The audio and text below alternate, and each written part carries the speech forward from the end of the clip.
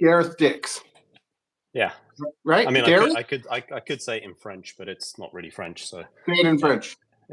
Well, it'd be 10, like as in 10, but Okay.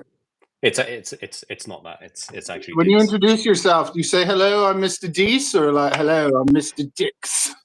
Yeah. Usually just Gareth, but you know. Okay. So I think I just found you on YouTube because you were like testing things out, right? Yeah, I think I was doing a sub 250 test since I think I started that in the summer, and I think everyone in the comment section of one of my other videos were like, "Oh, you need to try this, you need to try this," and then I was like, "Okay, well, everyone's telling me to try all these different things, so I'll just pick the 3 most popular ones, do a video on that," and I tested them for about 4 months, and then kind of made a video on it. Did the Crux 35, which was, you know, one of those drones. I just didn't want to get it, but everyone kept saying, "You got to do it, you got to do it." And then I was like, "This thing is incredible."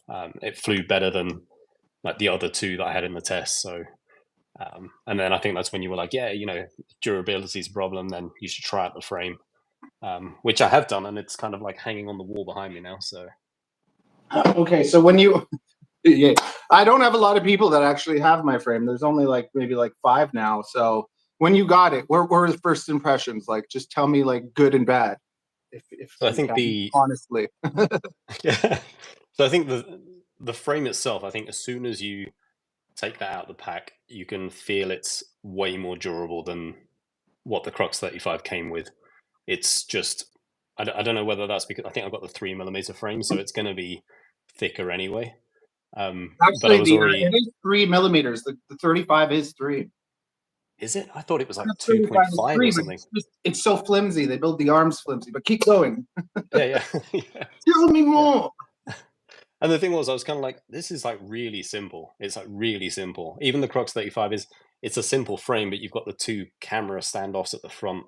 And then, you know, with this, I was kind of like, I'm so used to building 3.5 inches and 3 inches that are, you know, more like a 5-inch drone with like a multiple standoff thing and locking mechanism, removable arms, and that kind of thing.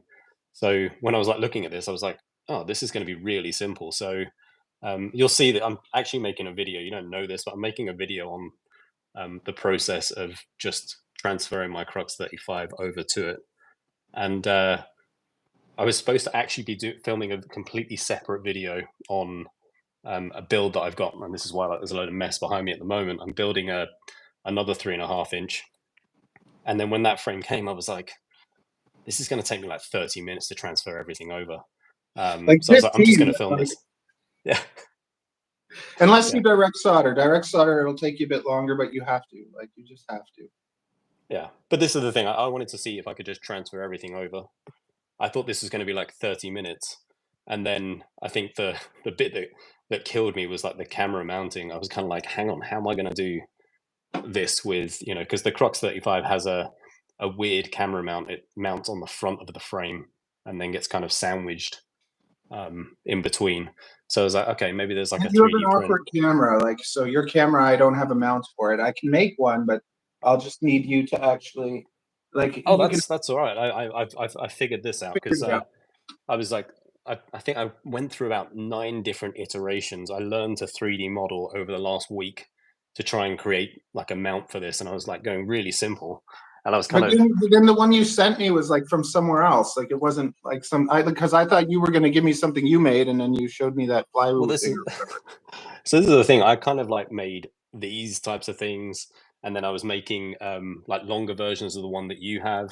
And then as I was sitting here going, how am I going to figure this out? And I was like thinking about it. I was like looking at this, and then all of a sudden I was like, oh my god, this mounts in front of the thing, and it's got like a bit of camera protection and everything on there. So I just kind of went, okay, let me download it, see if it works, and it fits perfectly. I'll show you this. It's like a perfect fit on the front. That's very nice. So I can rip off Flywoo.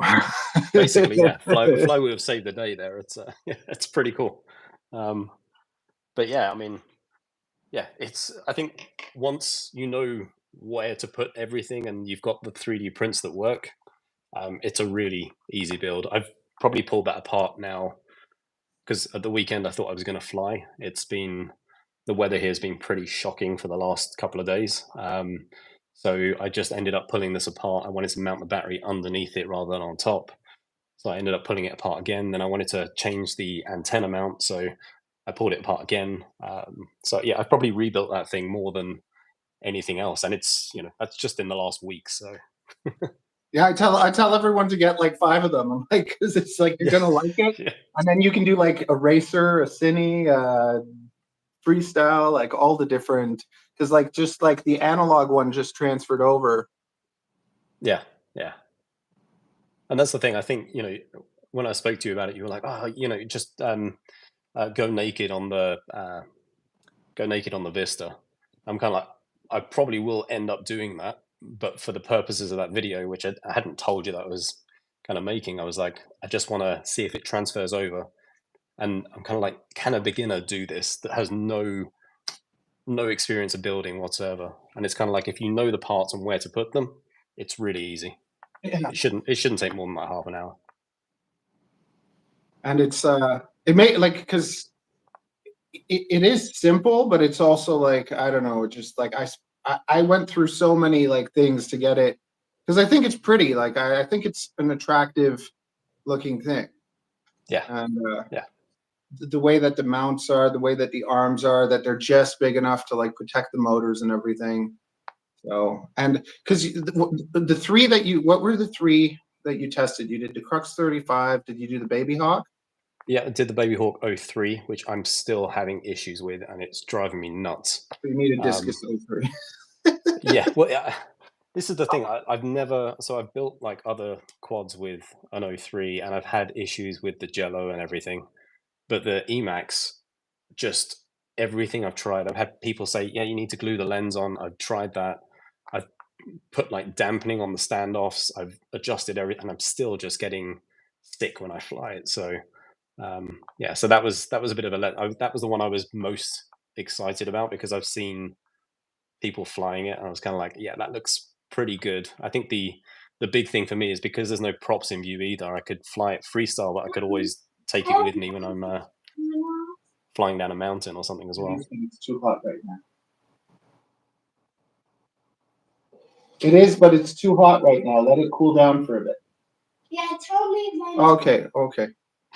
I heated up a patty for her in an air fryer, so I'm like, you can get it in like 10 minutes. Yeah. Like, don't go get it now. Like my child's gonna get burned. It's not funny, Gareth.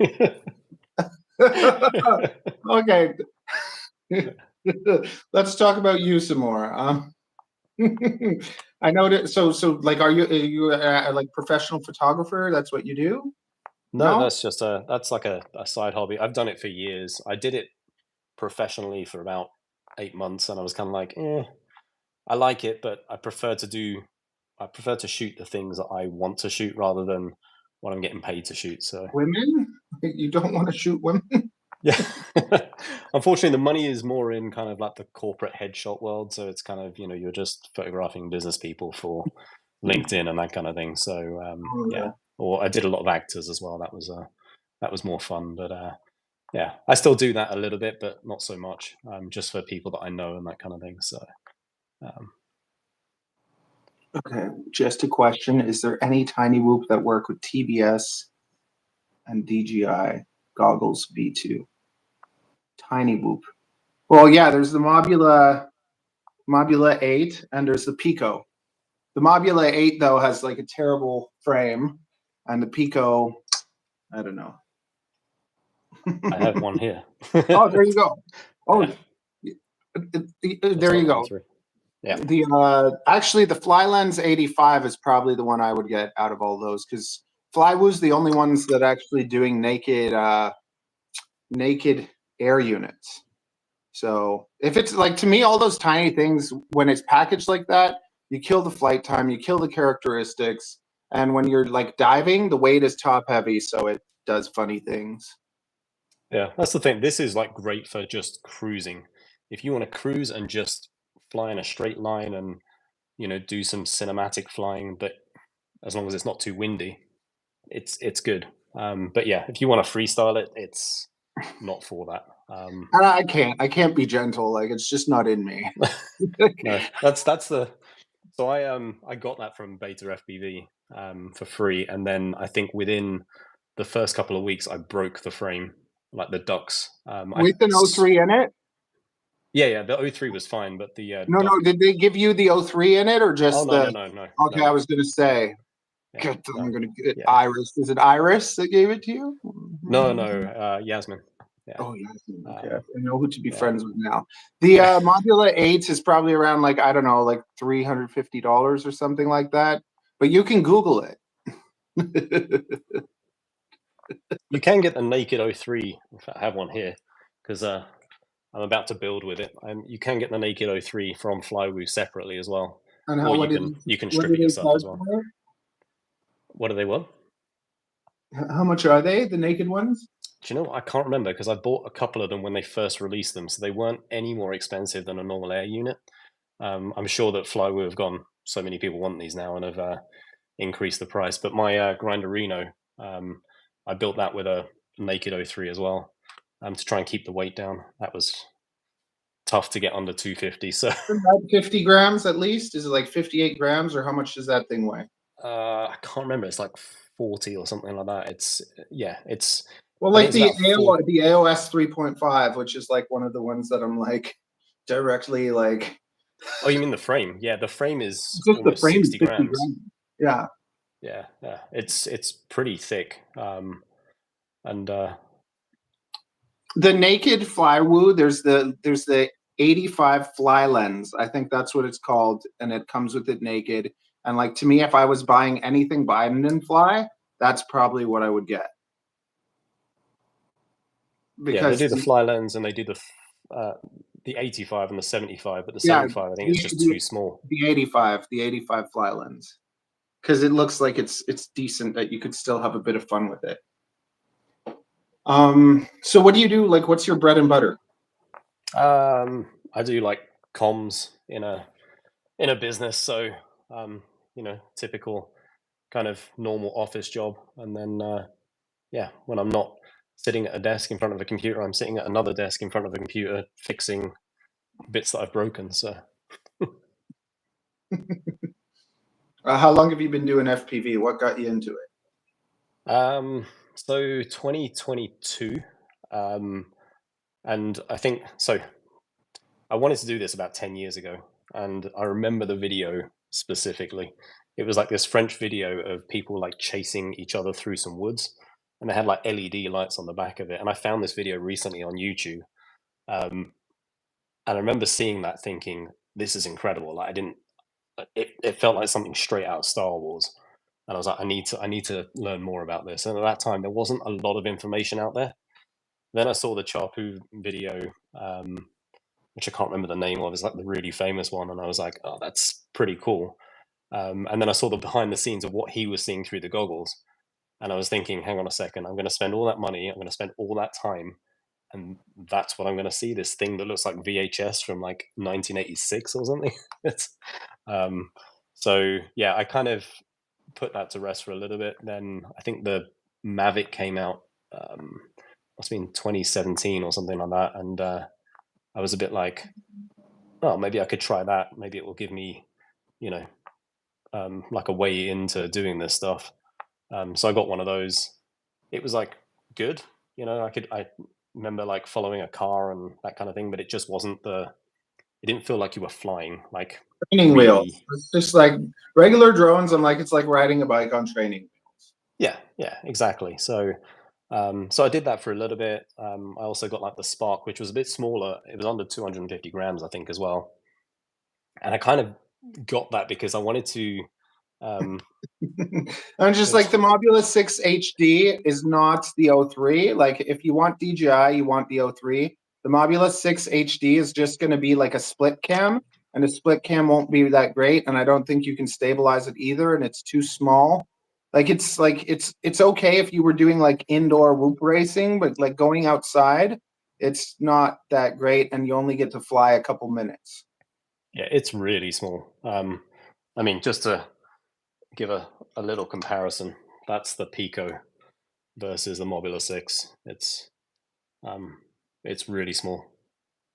That's the HD0 version as well. And the frame is flimsy, and it has tiny little motors that get hair stuck in them, and they twig, and they're not good. They're good for indoor racing with your friends, but other than that, like on your own, no, thank you. It is possible. Yeah, you can freestyle. I think you'd have to upgrade the motors, and then the little 1S batteries that I have, after you do a little bit of flying, the battery sag that you get from it, you can't pull out of like a dive or a loop or anything. So Yeah, it's possible if you upgrade the hell out of it, and I've seen people do some really cool stuff with it. But yeah, stock like it's not. an analog, see, like this to me is like my favorite HD0 whoop. It's a Pro 75 that I put HD0 on, and it weighs as much as like the 75 ones do. Just wait, I'll tell you, okay? If you want to, go get it. Just be careful. But like this thing can go. Other than that, like it's like you're better off just going with analog. Like you get a 1S Mobula 7 or whatever. Or actually, you know what's really that quite fun? A lot funner than I thought it would be. The Draknite. It's a 2S. If you get the 2S Draknite and analog, but you said you're on DJI, so if you're on DJI, you don't even look at HD0 or analog. Yeah. Like, because the Draknite was really surprisingly good. Like I flew it and I was like, wow, this is actually like cool. Did you try that one? No. I mean, I only got back into whoops like after having the Pavo Pico for a bit. I was like, oh, actually, there's something here. It got to winter here, so you know you can't fly outside as much and that kind of thing. So yeah, I got the Mobula 6, and then I got the Meteor 65 Pro, but in analog. Because you're flying. Are you flying HD0 analog and so you're doing all three? This is like a future video, but yeah, I typically only flew DJI. In order to get the Mobula 6, I had to try HD0. Since trying that on the Mobula 6, I'm kind of like, I wonder what this would be like on a proper, like a full size, I say full size, a 3.5-inch drone.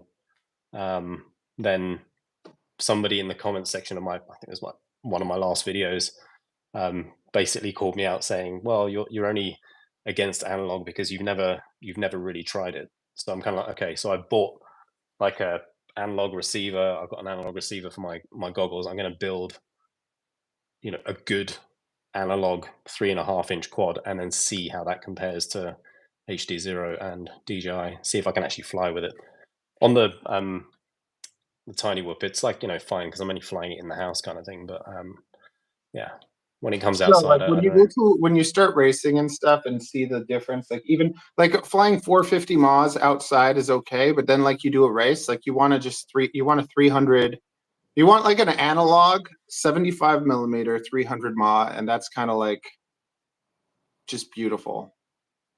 This is the thing. I suck at racing, so I think I do too. Like if I do the 3 laps, I literally scream out loud like "King of the world!" Yeah. Well, I was supposed to take part in Race Gal that's going on now, and I didn't even bother. I don't have the time. Well, this is the thing. I've got all of the bits now. It took me ages to find all of the pipe and everything and the connectors, like here in Switzerland. So, by the time I got those, I just didn't have the time to put it together. And then the newer tracks are like massive as well. So I tried playing the latest track on Velocidrone the other day. I couldn't make one lap without just crashing. And not just crashing once, like multiple times. And I think my fastest time was something like 55 seconds for a lap. And the fastest times are like 13 seconds or something. I'm like, yeah. This is forget it. I 3D printed all my gates, so yeah. Yeah. I tried to. I got like one piece, and then after that, the 3D printer just started messing up, and I was kind of like, ugh. So yeah, this 3D printer is great for TPU, but for PLA, it's not great. So That's usually the reverse of most people. What printer do you use? it's a Ender 3 SE. So it's like the cheapest Ender that you can buy, because I was like, I'm just going to be printing tiny little parts, and then. But it doesn't have a direct drive? Yep, Or direct drive. If it has a direct drive, it should be good with TPU. And it should be good with PLA too. You just need a... Are you on the Sprite? I'm not sure. Well, maybe I'll just share with you a profile. Yeah. See if that works. Maybe it's just the PLA that I'm using, but yeah, the TPU like prints perfectly every time. But the PLA was just like terrible. And that thing took like an hour to print, and I'm kind of going, I need like 16 of these. So. I'm having the reverse. Whoa. Like the PLA comes out like mint, and the TPU every now and then just starts screwing on me, and I don't even know what that is. Like if it is like under extrusion or something, I don't know. I don't even know what that means or how to fix it. How long was it before you got your first 3D printer? I don't know. I've probably I bought it on a. I always like do the big purchases on Black Friday. Yeah. Yeah. So it was like same thing with like I think my drones too. Like I'm just Black Friday comes and that's when I buy everything. And then for other stuff I do wholesale because it's like I have businesses. So it's just from the moment I got into FPV, I just messaged every FPV company like, hey, send me your wholesale price list. Send me your wholesale price list. So it's just like when I buy motors, I buy like 50 at a time. And like right now I want to do custom ones with Access Flying, but they want me to order 500. I'm just like, whoa. Yeah. I think that's the thing. Like in Switzerland, there's a few companies that sell parts, but they're like run by like one person or something like that. They're not big companies, so they're constantly out of stock. So you're kind of like literally ordering from all 3 or 4 of them, trying to figure out like where you can get the parts. But then other times I've just got to order parts from like China or the US because you just can't get them here, or the UK. In fact, there's quite a lot of places there that you can order from too. Yeah, the Alpha A65 is too small, too heavy, and too old.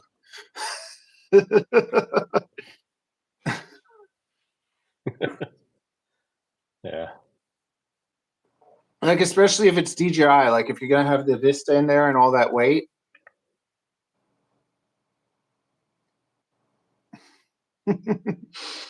Yeah, I think that's the thing. If you're flying DJI, and I started with DJI. DJI is controversial, I know, and for me, coming from like photography, it was a very different kind of experience with DJI. So for me, it was like that's the natural kind of progression to go into FPV, go with DJI. It's easier to set up and everything else as well, which just got me flying. But now that I've been flying with HD0 and I've got the analog module, I'm kind of like, the more I start building like sub 250 drones, the more I'm kind of going, yeah, it's much easier to do this with HD0. But HG's like, see, for me, like so I started off with the analog, and it's just like if you go into my blog, like my first post, like my first flight video, you'll see how terrible it was. I was on like the wrong channel. I'm just like having a great time, like, yeah, I'm flying. This is the worst thing in the world. And I didn't trust analog, and it wasn't that great. I get into DJI. I started flying it for a whole summer. I broke like 8 Vistas because I only fly them naked. I can't, like, I'm psychotic. I can't build anything encased when I know I can make it naked and get it all tight. So this is this Flywoo, that's a naked Vista in there, and I've got the guards on there because I'm using this to like help other people learn how to fly drones at the moment. But I've flown this for like 2 years. I've crashed the hell out of this. I've replaced motors. I've replaced parts of the frame. The Vista has been completely fine. I don't know how I've gotten away with this. Even the camera doesn't have a scratch on it. But yeah, my 03, my first 03 unit. I think I scratched the lens on that like instantly as soon as I crashed it the first time. So yeah, my 03 also same thing. First time I put it on, I scratched the lens. I'm just like, I'm not meant to have anything expensive because I just destroy it. And then my analog, it just lasts forever. But like I was at the point where I'm like, if I could kind of go back, I'd be good with like, I'd be good almost just with analog and like action cams. But then the 03 came out and it's just like I don't really care about the Vistas that much, but the 03 is just a whole different beast. Like it's just it's so enjoyable to fly and just to have that video connection that doesn't start blurring on you or cutting out. Like I'd go up a building, go to the top of the building, and then DJI go like black screen or something, like stuff like that happening. And it's just like you can't have that. But the 03 has just been rock solid. yeah, and I think that's the thing. Like I know that, and I haven't fully tested like my HD Zero goggles with a proper quad yet. I've only been flying around with the Mobula 6. So once I test that out properly, I'm sure that everyone keeps saying about the latency and everything else as well, but I don't know anything else other than when I'm flying with DJI. So for me, the immersion that you get from the video, you know, even though it's 16:9, I can't. This is one of the things about the Crux 35 that almost killed it for me, because that went back to a 4:3, and I was kind of like, why can't I see to the sides? Because I use that when I'm like turning rather than flipping, which means that I can't see if there's, you know, people around or anything like that. Yes, I have a spotter and everything, but Are you talking about in the 03 or like no, in the Vista. in the Vista? Yeah, Because see, 4:3 though, like you actually get the full sensor, so you actually see more. yeah, but it feels like you're doing this. It feels like you've got blinkers on and you can't see to the sides. See, because I only fly in 4:3. Yeah, yeah, Yeah. but I think that's the thing. You know, I remember the days of 4:3 TVs, and you know, prefer that widescreen now. Viva Ukrainian. Isn't it supposed to be think Viva that's, Ukraine? yeah. That's probably because of my watch strap on the on the picture you put up earlier on. So What's on the picture? my watch strap that I was wearing in that video was Oh, it's a Ukrainian. Ukrainian flag. Yeah. Cool. Wow, I'm supporting nationalism now. Yeah. Yeah. Hey, BH, nice to see you.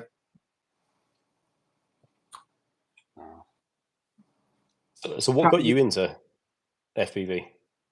I fed a snake with a drone. I wanted to feed a snake with a drone. I I just think I thought saw that. Yeah. yeah, so I'm the first person in the world to feed a snake with a drone. And then I wanted to get a bigger drone so that I could like go to the park with a big snake, a giant drone, and feed it a huge rat and have everyone freak out. And that's my idea of a good time. Yeah. Maybe one day. And then, yeah, when I searched, like I was just doing research for a bigger like drone, and then UVA features, you know, good day, mates. Oh yeah, You yeah, absolute legends. yeah. And I just saw what was going on, and like I was just puzzled, like what's going on with the goggles and stuff. And then it clicked, and like it was just something exploded inside of me. Like I was just like I want to fly. Like who the heck doesn't want to fly? You can fly. Oh, like you know, like Peter Pan. You can fly. You can fly. You can fly. Like it was September and like winter was coming, so the whole winter I just watched everything. Like I watched all the FPV videos, and then I got 3 bind and flies. I got the Petrel, I got the Armaton Tadpole, and I got the Dodo. So I got these 3 drones, and then summertime comes, springtime, I started flying them with like the AE 800D, whatever. And it was just, but I knew like from the moment I started, I'm just like, this is what I'm meant to do, kind of, you know? It's one of those weird things. I remember that first flight that I did, I was like, this is incredible. And I thought, you know, I'm good with this drone. It's fine. And then I think people in the comments of that video were like, oh, you know, welcome to FPV. You know, everything's going to become FPV. And I was like, no, no, no. I'm just going to go back to, you know, doing the other stuff that I'm doing.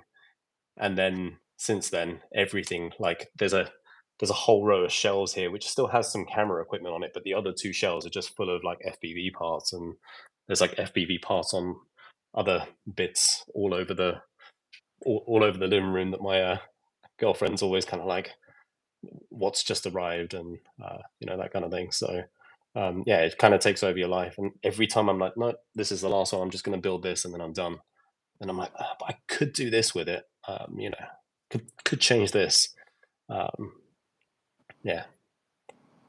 Yeah, I'm good. I'm like, all you need is the discus, Artemis. Okay, just the discus. You need 100 discuses. Like, you know, what's his name? Do you watch that awesome? What the heck's his name? There's a Spanish dude, and he does freestyle. Phoenix. Phoenix. Oh yeah, yeah, Phoenix. You see him? yeah. The first video I saw of him, I was kind of like, how is this kid doing this? And he was pretty young at the time as well. He is young, but like he does this one where I just kept looking at it where he kind of like, so he flies out the window and like turns the drone in a weird way and then like pulls himself backwards through the window. And I just like I watched that one part so many times because I'm like, how does he do that? Like he flicks himself out the window sideways, turns around or something, and then pulls himself backwards through the window. I'm just like that, like I need to learn that move. The Phoenix window. Yeah, yeah. He did a video called Saint Chapu. Like, it's the last video I think he was doing in the kind of original space before they like started to tear it down. And that's the one. That's the one where he does that window move. Yeah, but there's so many bits in that you're just like, your brain cannot comprehend how he's moving it like that. It's yeah, it's amazing. I'm totally in awe of his flying. I'm definitely not that good. It's Yeah. So then I did. So I'm doing a Phoenix inspired discus, like an excuse to like build another one. So I got like the Foxier Predator V5, and then I ordered a Rush because I'm just like, that's the most I've never spent like $60 on a bloody flight controller, right? So I'm like, I've always, for me, I've kind of found a way. I'm like, because good electronics can't make up for bad drones, and lots of the time that's a big problem. And like how you had that experience with the Baby Hawk, I had that with my first Baby Hawk too, where I'm just like, everyone did these reviews, they talk about how they're so good, and then I flew it. The Discus is a drone that I designed. You can go in my playlists, and you can find lots of Discus videos called The Great Discus. And basically that thing, the all-in-one was like the cheapest all-in-one ever made. Like the flimsy, like basically cardboard, like my power leads ripped off of it. But even when flying it, the thin little standoffs that bend as you smack it, and then feeling the difference. Like, so what you notice when you fly the Crux 35 is that when it turns and moves, like it moves like a circle. yeah, yeah. There's no top and bottom. So with lots of drones, you feel when they're turning because of the weight, because they're like and stretched. So you can kind of like whip them and like kind of get a nice feel when you do like a half flip, but when you do a full spin, they do that like what we think about the Pavo Pico is that it's like he said, it's a cute little drone. You can fly it nice and smoothly, but when it comes to freestyle and stuff, it's flimsy and you don't get a lot of flight time, and it's nothing that special. If you wanted to just have something kind of nice, like he said, what's the one? Show him the one you said you flew a pile. That's great. As in the one Pavo, you beat up or... a pile. You can tell him what that is, and he can look that up maybe. Yeah. This is the it's the Flywoo Firefly. It's an older drone now. It doesn't have an 03 though. So if you want something with an 03, maybe the Flylens 85 is better. The Pavo Pico is great for if you're just doing cruisy flights, You just want to fly around. You don't want like any hassle. It's really quiet as well. It's tiny, so it's always kind of in like my bag with my goggles and stuff. But yeah, I wouldn't freestyle it. You'll just break the frame pretty quickly. But wait, what do you think about the Pico? Okay. But yeah, that kind of flipping. So on the Crux 35, I think that's pretty accurate. It's weird because it just spins like really quickly, and it's a consistent spin. The only thing with the Crux 35, which is kind of why I still prefer my quad muller build, is when I flick it upside down and I want it to carry, it's much easier to do that with that than it was with the Crux 35 because of that weight on the top. You can like flip it forward and then just have it hang upside down pretty accurately, like every time. Whereas the Crux 35, it didn't with the catch motor. itself. So if you put bigger motors on the Crux 35 or on the Discus, you'll notice like that's kind of like, so when you build, because the quad model is on 6S, right? Yeah. So when you're building, like if you fly a Crux 35 or a Discus on 1404s, you're gonna have crazy like you're gonna have efficiency, and you're gonna have like where you can just turn on a dime, you can stop in a second, you have that like really where it'll just go anywhere. So it's really good actually for racing because you can just kind of steer it. And also, for instance, if you have more angle on it, you don't have to always do this, right? You can just kind of steer where it's going and it'll do it perfectly. But if you stick something like, so my beefier ones, I have the 1504.5, and then on top of that, I also have a naked Runcam. So this thing with the naked Runcam, and then with the bigger motors, and then like you put like an 850 on there, and that will give you that like stability and like flickability. It's just like the torque, the low end versus the high end. But as soon as you have such efficient motors like the 1404s and stuff, you lose all of that. And that's more from it is the weight, but it's also just, it's the thrust to weight and everything. Like it's almost flimsy in a way. Like it's like flimsy, but it's crazy, like controllable. Like you can just, you know, the way I look at it is it's a bit more like driving a go-kart than say like an actual car. You can't, with that quad muller, I'm like, I can fling that thing and it will just carry a bit more like a 5-inch does. Whereas with the Crux 35, it's like you throw it into a corner and it will just go round the corner rather than it kind of drifts out, and you get that kind of like weird drift feeling of pretty much yeah. It's muscle car versus like rice mobile, and lots of people don't like talk about that, but that's exactly what it is. So people coming from the 5-inch that are used to all that weight, lots of the time they don't like the little ones because they don't have that weight and they're not used to that. But it's just two different styles. So some people will love having that weight and some people will hate having that weight. And controlling the weight, it's like drifting, like lots of people can't drift and can't control it and it'll bother them. But then other people, it'll be like, there's nothing like as sexy as being able to just like drift or like make it like drag and then go through that gate like that. Like when you see them on DRL with the big racers, like that's what they're doing, Yeah. And that 5-inch ruined me when I first flew that, because up until that point I was just flying like tiny, that flywoo plus another Cinewoop that I had. I've still got it actually. It's like the first quad that I flew. Show it to me. It's this one here. Oh man, that thing's probably loud. It sounds very much like a whoop. But I love this thing. I'll never get rid of it because it's like the first quad that I ever used. But that's also running a Vista on 4S. It's pretty cool. It's loud. Can you put like a GoPro on it and whatever too? Yeah, so I used to use a Insta360 Go on there.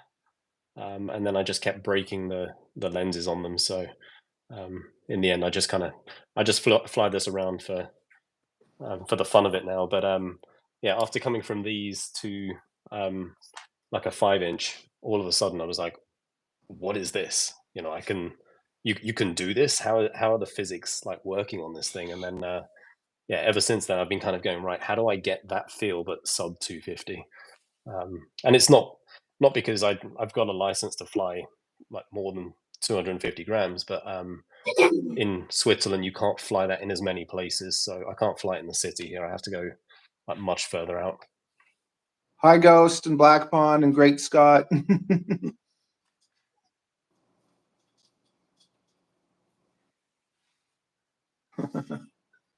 So what is like right now, like what's your favorite thing to fly? This one, which is this is like the first build that I did. So I'm making a 3.5-inch version of this, which is a quad Muller Siren F3. So they started doing a 3.5-inch version. It's just got longer arms, but I've got a couple of those I'm building at the moment. What are the motors and battery you have on it usually? So this is 1604s. It's a 6S battery, 380 milliamp. So it's about 4 minutes of flight time roughly. So yeah, it's not the longest flight time, but it's cool. Is it an 03? Yeah, it's an 03 as well. So yeah, it's a full 03. It's not even a naked 03.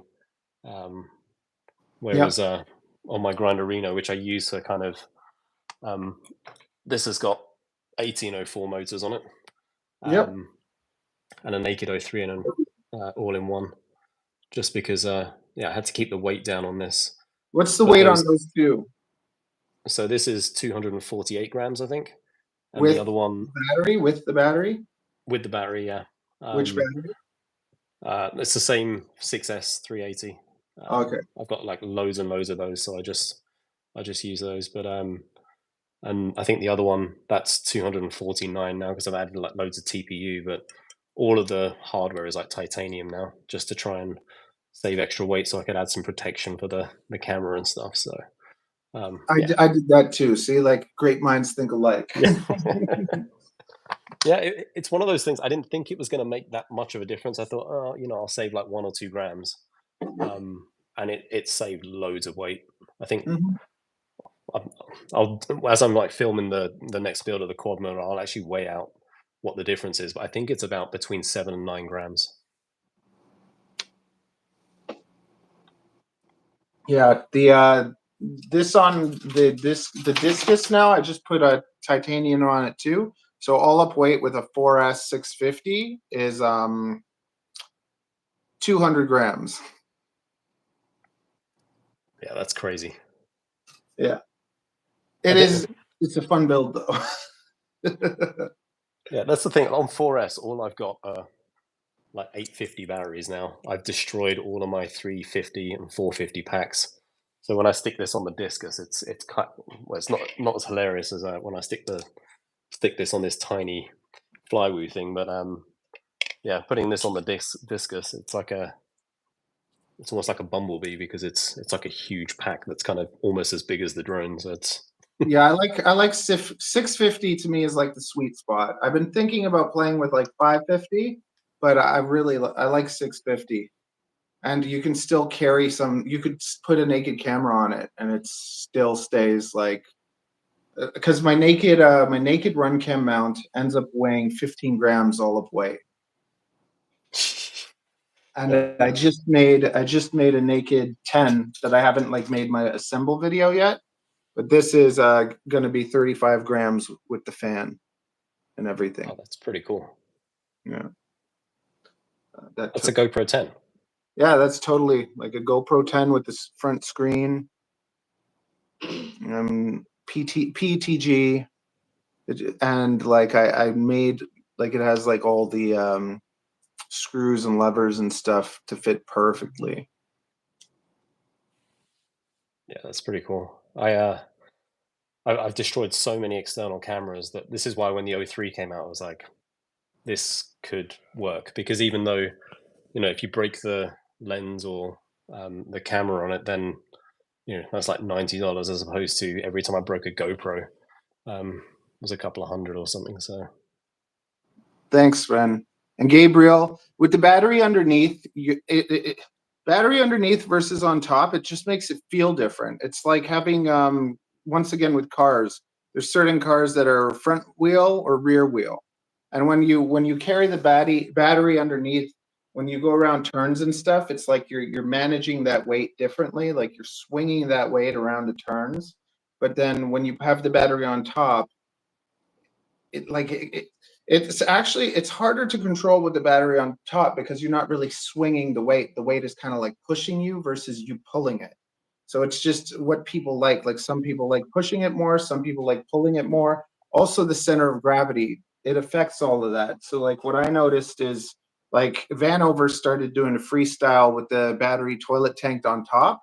So like with this drone, when I did this, I had no idea how it would fly. But because the weight of the motors is underneath and the weight of the stack is underneath. So all the weight is underneath and then this balances it out. So when it hits, it corrects itself a lot easier because of the balanced weight. But it's all personal preference.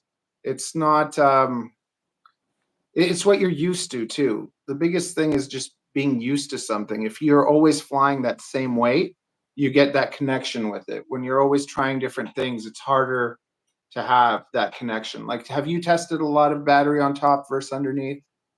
yeah, so this was the second. In fact, the first two quads that I bought, one was toilet tanked on top, the other one was underneath. Felt completely different. If I'm doing freestyle, I prefer it on top typically. If I'm flying around, trying to go fast, it's better underneath. Which is why I think on the Discus, like 2 days ago, the battery strap was on top, and then I was kind of like, actually, I want to see if I can gap this thing at speed. So I want to, yeah, I put it underneath. But yeah, I'll see how it flies. Hopefully this weekend if the weather's good, and then maybe I'll switch it back to the top again if I don't get on with it. But I think this is actually one of the best things about that frame. And I don't know if everyone knows this, but you've got the options for both. So you can put it on top if you don't like it, put it on the bottom, see how you feel, and then figure out which one's better for you. Not a lot of frames have that. And you can toilet tank it on both. Yeah, that's true. Yeah. It would be interesting to see people toilet tanking it underneath. Yeah. Might give that a go and see what happens. Who knows, right? Like it's all the different feel. Like I'm shocked at how good it flies in pusher configuration. I didn't expect it to fly that well. And now I'm actually building another, like I'm actually taking this one. So this is a Vista, and it's on an aluminum discus, and it fits in 18 millimeter standoffs, but I'm actually changing it to be, I'm going to do another one of these and put the camera on top because I just want to get more feel for the, because of doing the reason that I did this is because everyone gets the props out of view by making it a dead cat, but this you get a true X and you get the props out of view. But how do you land it though? Oh, like it just like regular, like it has, like it lands without hitting the props if it's a flat surface. And if it's not a flat surface, then there's grass somewhere, right? You just go near to yourself and you disarm. So it's like the props, like with any drone, you just get near to yourself, you disarm. And this is like, I changed one prop already since I built it. Like it's been pretty solid. But the thing though is I'm not flying like you with the 16:9. I fly 4:3 in wide, and then I run it through gyro flow, and then that makes it. Yeah, it so zooms in right. Yeah. So it's a nice viewing experience for YouTube. Yeah, I haven't stabilized anything yet. Yeah. I think even though the 03 has built-in stabilizer, I haven't even used that yet either. I don't use that at all. Yeah, I'm sure it's pretty good, but I just like don't to want see to all the mistakes I make. I put it on 2.7 and 2.7 and then 4:3. and then I gyro flow it, and I have it at like lots of like I think it's naturally at like 5. I have it at like 2, so it's like a lot less. It's a lot more gentle. But I find that yeah, if it's jittery or anything, you'd still see it at that point. So it's like it smooths it just enough to have like it looks really nice, and you get more like that nice feel. And it's just my whole channel has been like analog and crap footage. So it's like now finally I got the O3 and it's like, yeah, this looks good. Well, that's the funny. So I actually got into this thinking, apart from like, I got into skiing when I moved to Switzerland, and then I was like, this would be great if you could fly down a mountain and like follow like a skier or something like that. And then, or like, and I know that there's this whole thing around cinematic flyers, flying like cruising down mountains and stuff. But I'm kind of in Switzerland. There's no such thing as a bando here. You just have like mountains everywhere and lakes. So that's kind of what you're given. So that's probably why so many people here, you'll see them cruising around mountains and that kind of thing. So that was originally what I planned on doing. But as soon as I got this thing in the air, it was like, I wonder if I could just like flip this. And then as soon as I could see how easy this was to like move around, I was kind of going, yeah, screw the cruising bit. I just want to like fling this around, and then as soon That's as I flying flew in the 5-inch, mountains. yeah, yeah, I think I've flown in the mountains like twice or something since I started this like 2 years ago. And after I build the 3.5-inch quad Muller, I'll probably do that and dive down a ridge or something like that. But yeah, I have much more fun just flying this around like trees or Yeah. like through things and that kind of thing. So Going up and diving into trees is fun too. It's kind of scary and exciting. Like, if you shoot up, like you find the areas in the trees or parks or whatever where there's gaps, and you go straight up and you go down like in through those. Yeah, we know the Tiny Hawk 3 freestyle. What are you curious about? What do we think about it? I don't. I think it's okay to start on, but personally, I made a frame, and that's all I like to fly, unless somebody kind of like sends something to test, which doesn't happen a lot. But like for instance, the Tiny Hawk 3, like I think the little 2S Draknite is my favorite little mini thing to mess around with, because it actually like I found with lots of the little 3S drones, when you get them, they're more floaty and stuff. So they don't when you try and do power loops and stuff with them, they just don't feel right. And with the little Draknite thing, it's a cheap drone. It's like 110 or 120 bucks. And it actually, when you power loop, it has that almost similar weight of a bigger quad. Because when you're starting, if you start with something little and it doesn't like it, and you can't have no momentum, it becomes really hard to be able to learn things. You need that kind of little bit of like flickability and stuff. Like you said, with the Crux 35, it flies for like 10 minutes and you can just go and go and go. But it doesn't have that flingability that makes you, there's a satisfaction that you get when a drone has a little bit more torque, where it's just like, yeah. And I think, so when I'm flying the 5-inch, you throw that thing, you just blip the throttle, and it just carries on going. And then it feels like you're just kind of, you've got this like hang time that just like constantly keeps going. You're thinking, am I near the ground yet? And you look down, you're like, no, I'm still carrying on. Whereas I think with the Crux 35 and some of the smaller ones like this as well, you try and do that, and it floats, but it kind of comes down very quickly as well. It's not the same. You don't have as much time. Yeah. And I think the littler ones are even flimsier. Like they start doing flimsy things. yeah. Well, that's the thing. I think when I first saw somebody do a Rubik's Cube, I was kind of like, how is that even possible?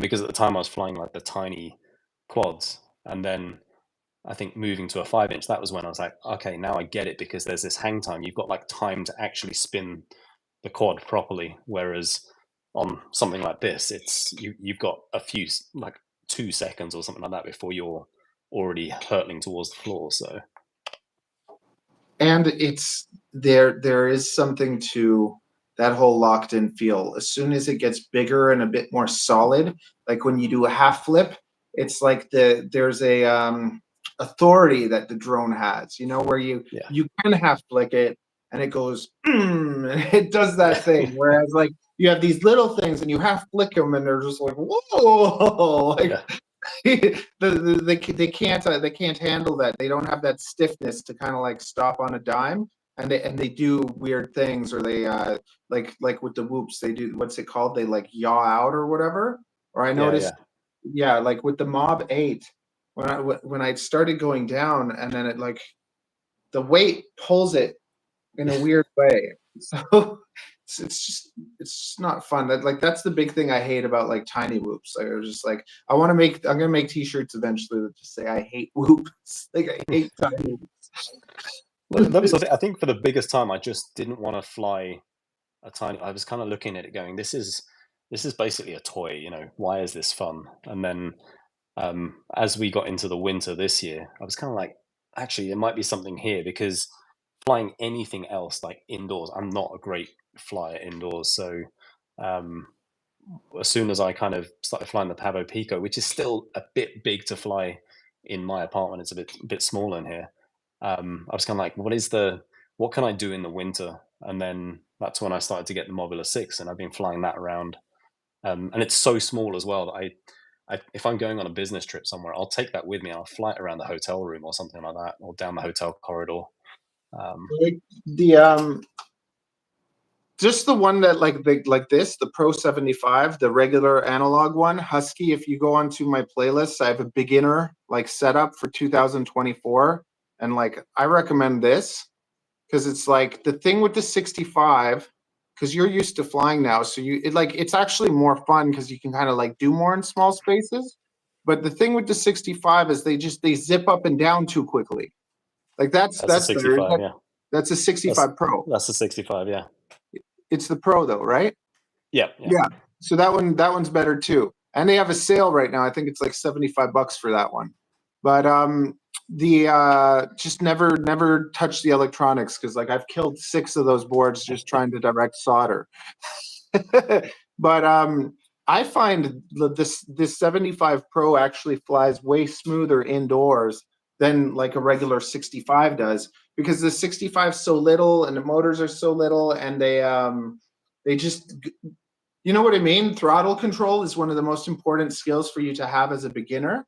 And with those tiny motors, they're so zippy, and they're like, you're trying to balance all this weight, and there's not enough propeller disk space to kind of like carry it all. So to get it to go up, you have to give it more throttle. Whereas as soon as you get to the 1002s or higher, which basically the 75 Pro has, the motors are like, they're like mini motors of the large size motors. Like, I don't know how to explain that. I'm just like, because there's like the tiny whoop motors, which are so small, and for years they never had bigger ones. And then recently they started making the 1002s and larger, and anything larger than 1002 has a smoothness that those tiny motors don't have.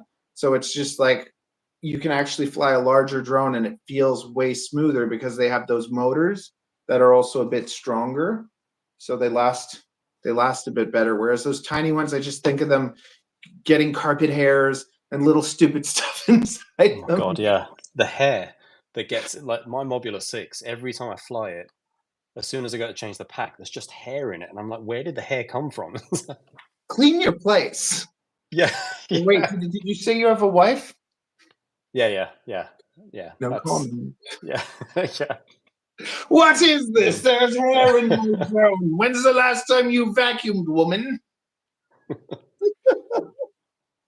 But Nick Burns, who, you know, does a lot of reviews on like small drones and that kind of thing, and I love the way he flies around his place. It's like, I would love to be able to do that. It's crazy. But he also says 75 is the way to go for him. He doesn't like 65s either. I hate 65s.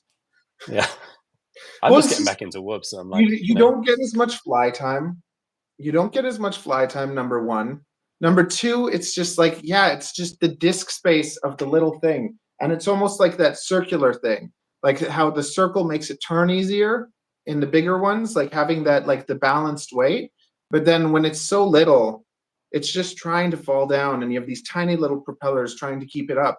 So you just go a little bit bigger with the 75, and it just, the 75s are just so much better. You get like an extra minute or two of flight time, and then you go even bigger. Like to me, the Mobula, like, so Happy Model makes better electronics. The electronics last longer, but the frames are flimsy as poop. And then the Meteor, the Beta FPV has crap electronics, but really good like frames. So, and then the other thing I found is that the black frames, so if you get the black Meteor frames, they're actually stronger than the colored ones, so they don't crack.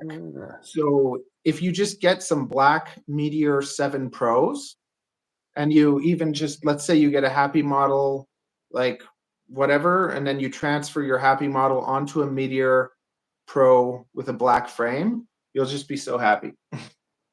So I found this with the Pavo Pico as well, that the black frame though it breaks too easily. Okay, Whereas that's something different. So with the propellers and that kind of plastic, so like Yeah. for instance, with propellers, like the black and white propellers will crack because they're made out of like a plastic that doesn't have like a rubber composite in it.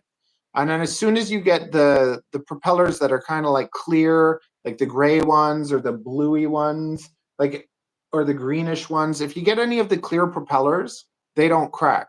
And you get the white or black propellers, they crack. And then same thing with those plastics. So the black ones, it's like a cheap plastic and it cracks. But then when it comes to these specific frames, the black one, like I have a, where is it? Yes, here it is. So I have a black one that literally got drove over by a bus, like a full-on bus. So that's what happens. This is what happens to me, okay?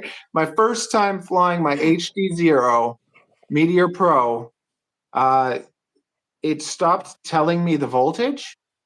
So the voltage looked like it was at 340 and it stopped going down. So I just kept flying it. I got the rainbow screen. It went into the road, and a bus, like an actual like full-on transportation bus, drove over it and killed like everything. But the frame, the frame is still it didn't crack at all.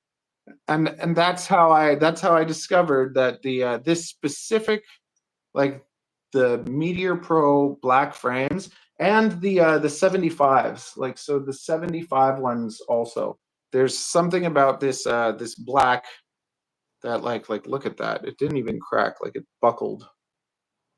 Yeah, that's crazy. And I found the same thing with these, with this. So this one, the Meteor 75. Yep. So this if you get for 75s, this specific frame is really wonderful. And I put it, I'd like to see, that's my HD0. This is the same, right? But this one's 35 grams and this is like 29. Yeah. I think the what you were saying about the props as well, because so I know that I'm gonna show this baby hawk, although I'm still having issues with it. Like the Avan props, which I know lots of people use these for 3.5 inch because they're they give more thrust, etc. But for me, they're not as durable. I don't know what it is about them in comparison to the HQ props that I use on everything else. Yeah, the HQ are like, the best. Yeah, like my Granderino, these props have been bashed to hell. I haven't changed these props, I don't think, since I started flying this. Yeah. A couple of months ago. Are you using the 2-pitch or the 2.5? These 2.5. Yeah, those are the best. The 3.5, 2.5, 3, they're the best. Yeah, I've even had, I can't remember if it's on this one or one of the other ones.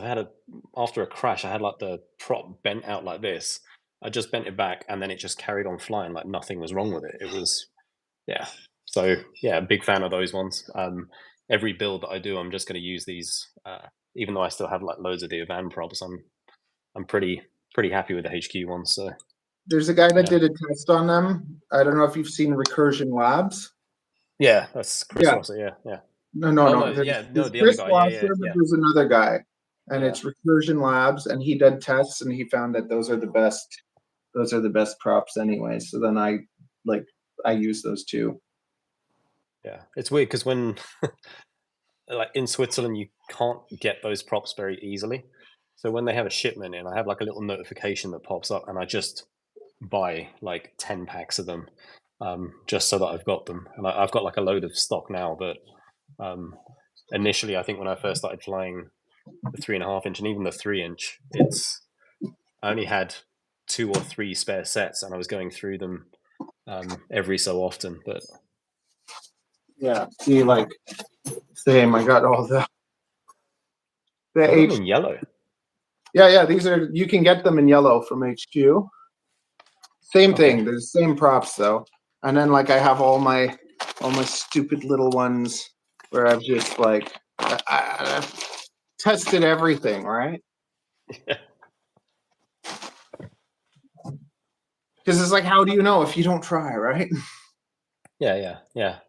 And that's the thing. It's kind of, I feel like I've been in the lucky situation where I can test a lot of this stuff and very quickly. But yeah, it depends on the season. So winter, I don't get to fly as much, which is a shame. But then as we get into kind of spring, summer, I get up early and I go before like work. I go after work or I go on the weekend. Like anytime I can get to fly, I'll do it. So And did you say you have a wife? girlfriend, but it's So been no children. no. We have nephews and nieces, so I'm happy to do the fun stuff with them and hand them back fully sugared up back to their parents. And yeah, She's my spotter. actually, that's a really good idea. Yeah, I think that's. I'm teaching her. She can go through some of the. She's starting to do the tracks on Velocidrone. Like, so I got her starting to do that. But it's just like anytime she has a kid from school come visit, they go nuts because it's just like I got snakes. They all want to hold my snakes. They want to like play with the geckos. They want to fly the drones. They're like, this is so awesome. And my kid already looks at me like I'm a loser, Yeah. My brother is a aerospace engineer, and I've been trying to get him into FPV for like the last 2 years. So this Christmas, I just went out and I was like, right, I'm going to get you this, and this. She's talking while she's watching a cartoon. Yeah, it's multitasking. That's it's a good skill. Meatloaf. Yeah. Okay, continue about your brother. You tried to get him into. Yeah, so I got him because I didn't want to get him something with open props because he'd break it like instantly. So I think I got him the Get RC Darkstar, which is almost like the Pavo Pico, but like the Gep RC version. So I was kind of like, I just wanted to see what it was like as well, so I could test that out as a separate thing. But yeah, he's kind of started flying that a little bit, and then when I go back in a few days, I'm gonna see how far he's got. But yeah, we'll see. I'm trying to get him to get into it a bit more and maybe start his own channel or something. But yeah, we'll see. I mean, he's got the knowledge. He's like an aerospace engineer, so he should be used to fixing this type of stuff. But well, it is like it is not for the like faint of heart. Like it's just like it's so annoying. I think it's just like it's so funny because with like ADD and stuff, I can't concentrate on like anything. But then if something's wrong with my drone or anything, like I'll go at it for 3 hours. I'll go at it all night. Like I can't sleep. Like I'll lay in bed and be like, yeah, and then anything like with one of those drones that I got, it came with this thing that like, it's like an adapter that lets you plug into your little whoops with the USB-C. No, it does a micro USB to USB-C. Like this stupid thing made me so happy because it's like with USB-C, not with micro USB, with the micro things that we used to charge things. There's one side, so you can only stick it in one way. But this adapter goes either way, so you can plug it either way, and then you can stick a USB-C cable into it. So it's just, I was so happy with this thing. And I even put it, I think, in a video, and then I dropped it and I stepped on it and cracked it. I was so happy with that little thing, and sure enough, it's just like, screw you.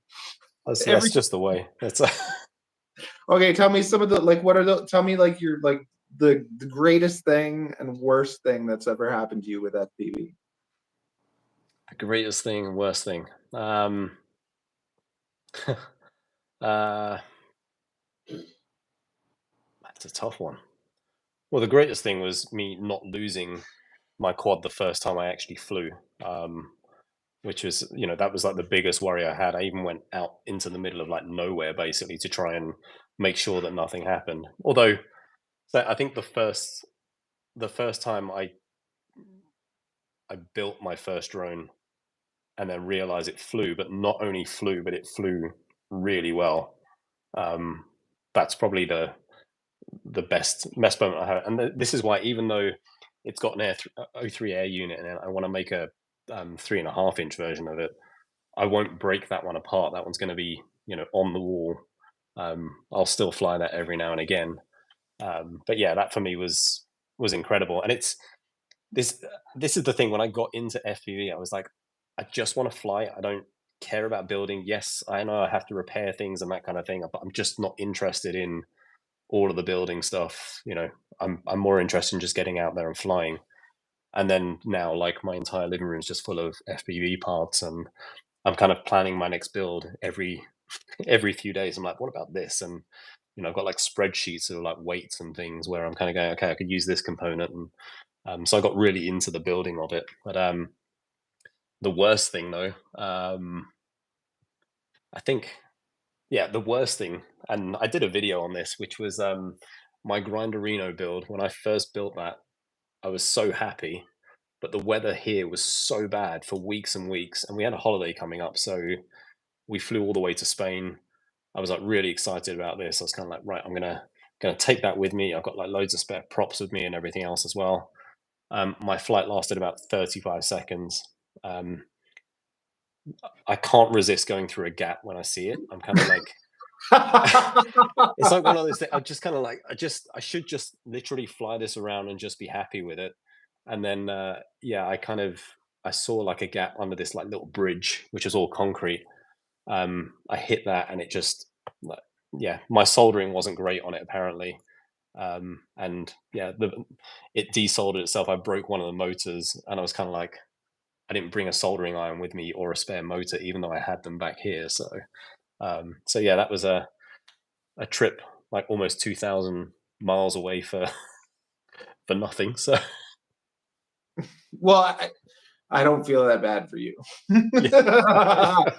like there was this time where I had a brand new setup, and it's like anytime you have a brand new setup, go in a field like you did, right? yeah. I mean, just there's this place, like I live in an area. I'm in Toronto. There's bloody buildings everywhere. And instead of walking to the park, I went to the bench and I flew up, and it's analog, and the signal just like disappeared. And just a brand new, beautiful like setup, just gone. Yeah. Yeah. That's, yeah. It sucks, man. And then 2 years ago, the CN Tower, I wanted to do the CN Tower. I haven't done the CN Tower for 2 years because I had another time where I had a setup, and halfway up the tower, there's like a blast. There's this like radio frequency blast or something, and it knocks out the crossfire signal. Oh, wow. Okay. So you go halfway up the tower, and there's like a pulse, and it disconnected everything. And then my drone reconnected, and then it got pulsed again. Like, it's like, I don't know, the tower sends out this like pulse every 10, 20 seconds or something. So that just gave me so much, like, I'm just never going to bother again. And then when you dived the tower before though, right? Well, now, like, if you look at my channel, I've done it like 3 times this year. Yeah, I remember seeing a video on that, and Yeah, I was just like, I didn't realize that. I thought Canada's drone regulations were like awful, but so you can't um, fly anywhere with a 5-inch. yeah, All of Toronto is illegal, like for 5-inch, unless you do everything properly. But from the time I started, I only fly sub 250, and then sub 250 is just run amok. Like you shouldn't, but it's just kind of like for instance, flying a whoop in the mall. You shouldn't fly a whoop in the mall, but there's no law saying you can't fly a whoop in the mall. You see what I mean? So it's yeah, like, yeah. should you fly it in the mall? Like to me, I'm bad that way. Like I'm just kind of like run amok, you know? Like if you like, and now like I went with my buddy to the CN Tower again, and we just like you can literally just go outside of the CN Tower, like in front of it, there's like a field there, and we flew for like over an hour, just drone after drone. Just we had such a great time, and no one bothers or anything. So there's the I think people. Yeah, I remember seeing like a video where the security guard came up to you, and he was just. I think he was more concerned that you were filming something, but then like you showed him, yeah. no, no, no, this is what I'm seeing, and then he was like, oh yeah, that's fine, and I was like, what? You just dived the CN Tower, and he's like, Yeah, okay, that's that cool. shocked me too. Like, because I was literally right outside of the CN Tower, and the security came, and he's like, "You can't do that." And I was uh, like, why? And then he told me like he thought I was like someone like creeping people or whatever, right? But Yeah, yeah, yeah. and I, think I that's love people like not like you know what I like there's been times where like I've flown up to a window and there's a couple guys and they see the drone and they smile and they wave and they're like that's awesome, like you know what I mean. So it's like knowing the difference between like when you're actually bothering someone or like when they're like think it's cool, and I find for the most part that people do find it cool as long as you're not like harassing them or bothering them. And if you see that they're like angry, like you know leave them alone or whatever. But I do kind of have that kind of more, you know, when you're in the drone, like, hey, I'm a drone, you know, hey, how's it going? And people are not intimidated by the little things. Most of the time, like almost every time I go out, I have business cards and like I'll give them to people and say, hey, I got tutorials so like you can get started and like beginner. So it's like and I've taught quite a few people how to fly too. And I enjoy like there's so many like people that are not exposed to FPV, so it's like you're able to kind of do that in a positive way. And then there's like the people that are like sticklers, you know. And to me, like I don't think that anyone flying kind of where they're not supposed to is going to be what wrecks it for us. I think it's more like you know you see what they can do in Ukraine with and like Russia or anywhere like with bombs and like you can see how it can be weaponized and how like so I'm just like either we're going to bot be grinder able with a gel to blaster. yeah, like either Yeah, we're going to be able to or we're not going to be able to. And technically, everyone's breaking the law the moment they put their VTX past 25 milliwatts. So I'm just like, are we all flying at 25 milliwatts? You know, like are we all absolutely. getting permission and doing everything like so to me it's just like there's no like if you're speeding, you're speeding, right? At one speed, the car, you know, the cops can actually take your car away from you. But Yeah, yeah. I think this is the thing in Switzerland. The rules are actually quite relaxed until fairly recently, and they moved over to like what the rest of Europe are using. But you could fly, I think it was under 500 grams, and you could fly that pretty much anywhere, which is kind of actually a scary thought after, you know, I think my 5 inch is just below 500 grams, and I'm kind of like, there's no way that I would fly that in a tiny park. It's too quick.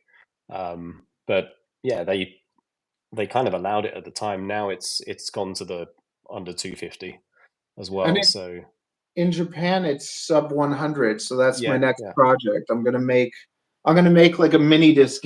I'm gonna call it the Psycho, but I'm gonna have it in the same configuration as the O3 one. So I figured it out with the weight and everything. I'm gonna be able to get it just under 100 grams, and that's gonna be fun. So it's gonna be like for Japan. well, I think that was the original idea of the Pavo Pico. Was it was supposed to be sub 100 for the Japanese market, Hmm. but now I think in the latest configuration it's just over with a battery. So Well, I don't know just what to they're. me, the Pico, like it's like you said, you know, you can get good footage with it, but it's not an enjoyable quad. Unless you like to cruise around, that's the I- yeah. Like, Yeah, like I've seen even your videos. I don't think that's gonna. I can't. Like I can't. Like I can't. Like the even my buddy got a long range, like those Explorers. So you can take those Explorers, like the long range Explorers, and the there's a few of them. Any of those 4-inch drones, Yeah. you can cut off the back because there's any or like even like your quad mala, like the double stack drives me nuts. I'm like, you can always fit everything in a single stack if you go naked, and then you get the better center of gravity.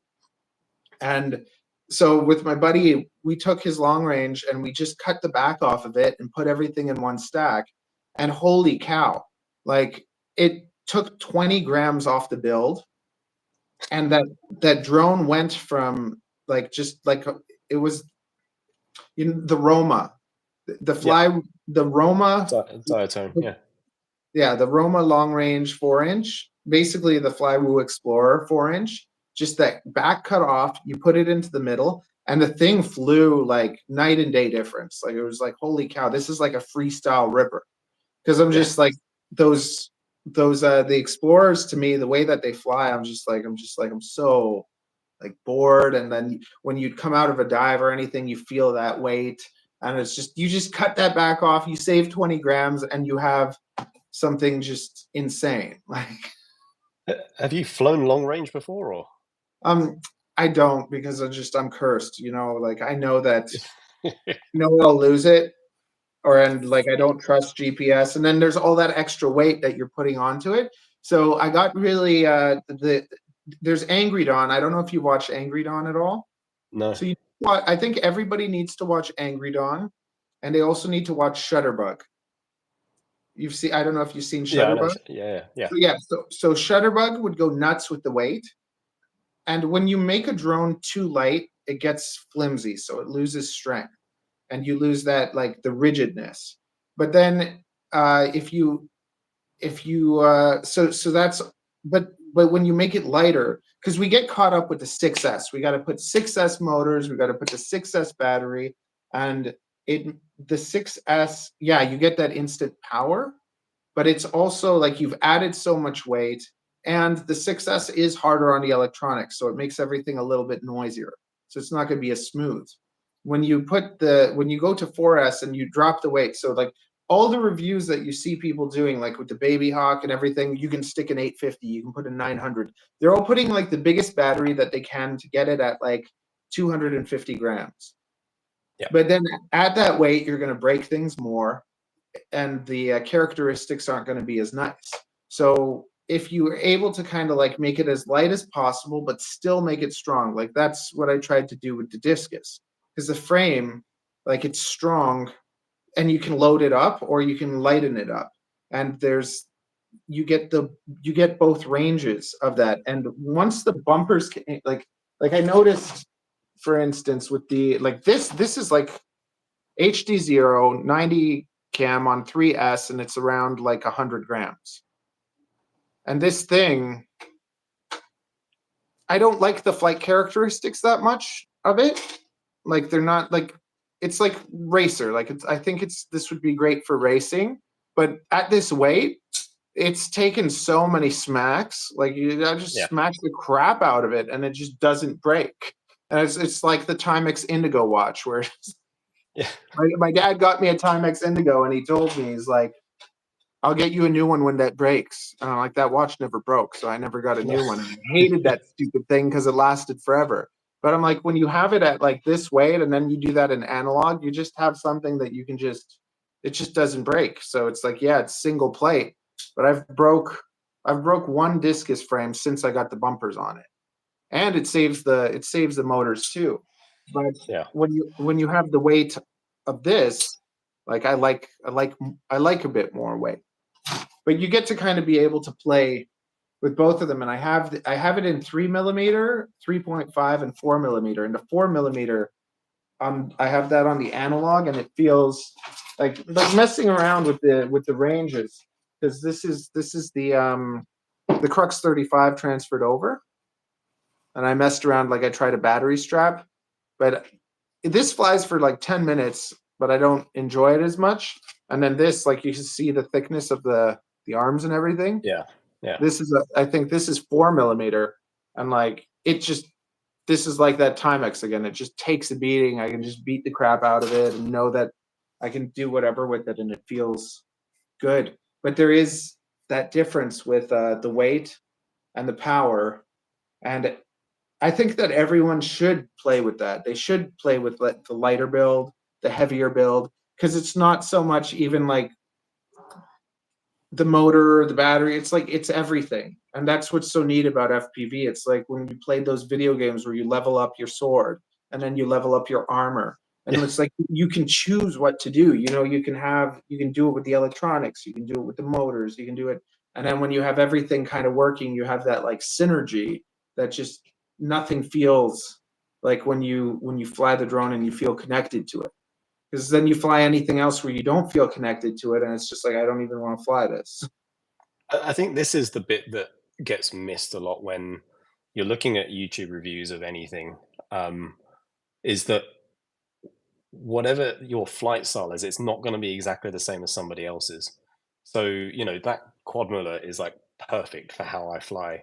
I love it to bits and everything else as well, but I could give that to you or another person that flies differently, and they'll just be like, yeah, I don't like it because of these things, you know. But I think this is probably the bonus of learning how to build your own quad, is that you can start testing those things out. You can make it better over time. You can keep testing things out and get it to that sweet spot. You're like, right, this is exactly how I want it. And then, you know, I think this is, I've got like a few of the same frames that I like, kind of thing. You end up building certain quads for different things. So for instance, I'm going somewhere in the summer, which the country will remain nameless so that I don't get in trouble. But at that point, I'm going to be flying very differently. It's not going to be close proximity freestyle. So there's going to be a different setup. They're going to have like a full-size crossfire antenna on it. It's going to have a big battery. You know, there's going to be certain things that are very different with it than there's going to be a red motor on it. Yeah. Yeah. I'm going to make it 12S. No. You know, but I think on the 6S thing, I know every time I say anything about my my 6S build, I get a lot of people saying you don't need 6S on that. It's not worth it. And it's kind of, I've tried 4S on this as well. It's differently, the catch is completely different. But and, that's you know, it's different. The weight. It's the weight. Yeah, exactly. You can't just take a 6S setup and put 4 on it, and you can't take a 4 and put 6. Yeah. So, and this is the thing. I love the way that flings. So I need that weight for the momentum. But at the same time, I know that if I'm coming out of like a power loop and I've kind of overdone it, I could be a foot off the floor, blip the throttle, and I'm still good. Whereas on some of the 4S quads that I've got, like I know that that's going to hit. It's done. So. And that's also that's the balance, right? It's the balance. It's the thrust to weight. And yes, so to me, the Discus is like it's the perfect drone for me. And it's not like that for everyone else. Like everyone else has their perfect drone and they have to find that. And I think that's what's so interesting about, like, that's what I like about this, because I feel that in our community, we get people that get so caught up in, it's almost like ego, or like, this is the best and nothing else is the best. But it's like, we all have different tastes. Your favorite meal is not going to be my favorite meal. And we can even disagree with things, and that can be interesting. It doesn't have to be, well, I don't like you. Except, like, personally, like, there's a few things, like, Chris Rosser rubs me the wrong way. Not like, just because I'm that, like, kind of rebellious person that didn't fit into school, that doesn't like the rules, that doesn't like being told something. And like, I see him using his engineering thing, and I'm just like, okay, why is there 5 versions? Why are we making a new version every single year? And why is engineering giving us these triangle drones, where the arms are going like that? I'm like, the first version to me was the ugliest drone ever made. Just when you look at it, I'm just like, this is so hideous. And then now we're on the 5th version and there's no more triangles. So does that mean that all that engineering was wrong? Yeah. Like, Well, actually, so this was the thing. I wanted to, as part of that sub 250 test, have an AOS 3.5 Evo within that, and then I couldn't get one that was a bind and fly, but I didn't want to build one myself because then it kind of defeated the object of like the bind and fly test. And then in the time that it took me to complete the testing and do the video, then they released the new 3.5. But the Evo was released, I think, just before I started doing the tests on those videos, because I think it was like the version 5 or something like that before. So there's like so many iterations of it.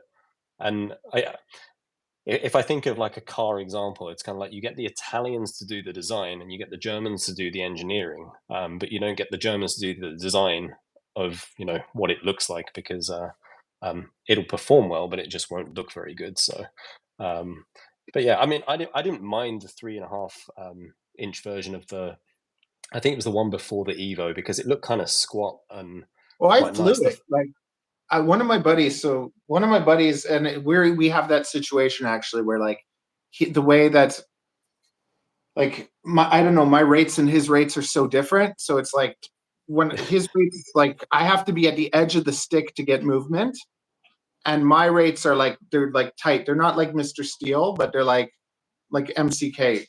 Like I like everything in my fingertips, and I'm a like kind of like a thumber, and he is a pincher, and it's just like I literally have to move the stick over here to get it to move, whereas mine would be like flipping out if I moved it that far. And he had the Boxer, he had the Pocket, he had a Baby Ape, like one of those freestyle baby apes, and he had the AOS 3.5. And so I got to kind of test everything, and he tried my things, and like he tries mine and he finds it twitchy, like it's too much, like he doesn't like my rates, and that's okay. Hey, buddy. And and then from that, because I was going to order a Boxer, and he had the Pocket and the Boxer, and I liked the Boxer more than the Pocket, and I was like, no, I mean, I like the Pocket more than the Boxer. I'm like, yeah, this is gonna save me like $75, and I got the Pocket, and I bloody just love that thing. Like I love that little thing, and I tried the AOS, and it is stable. Like it does fly nice and smooth, but that thing I told you with the turn, same thing with the Baby Hawk. When you try to flip it, you feel that the weight flopping around and stuff. You can't get that perfect circle turn, and you can get that perfect circle turn with the Crux 35. And when I started doing research, like watching all the videos, I noticed TBS had a drone, and there was a pilot flying it. And this is the patch ray. I don't know if you've ever seen this. Yeah. But there was a pilot that was flying the Armaton Tadpole, and I saw him transfer from the Tadpole to the patch ray. And when he did, it was like his flight videos just totally like changed the way that this thing moved. I was just like, I knew I had to get this. And then I found the guy and this is what's so nice about like Instagram and all this like Facebook, that we can literally talk to people all over the world and like connect. And I met this guy Pavel, and he's in the place where the tallest built Dubai. He's in Dubai, and he designed the patch ray. And then we were friends, and then like this was the only thing I'd fly for a long time. And it balances the battery nicely, and then you can put a GoPro on top. So it's like the GoPro's on top, the battery's underneath, and you get that whole beautiful like slingshot weight thing. And this was my favorite until I started like working on my own. Because even the thing that bothered me with this, like you can see the carbon. The carbon kind of like comes out past the electronics. Yep. I'm just like, and then there's like this.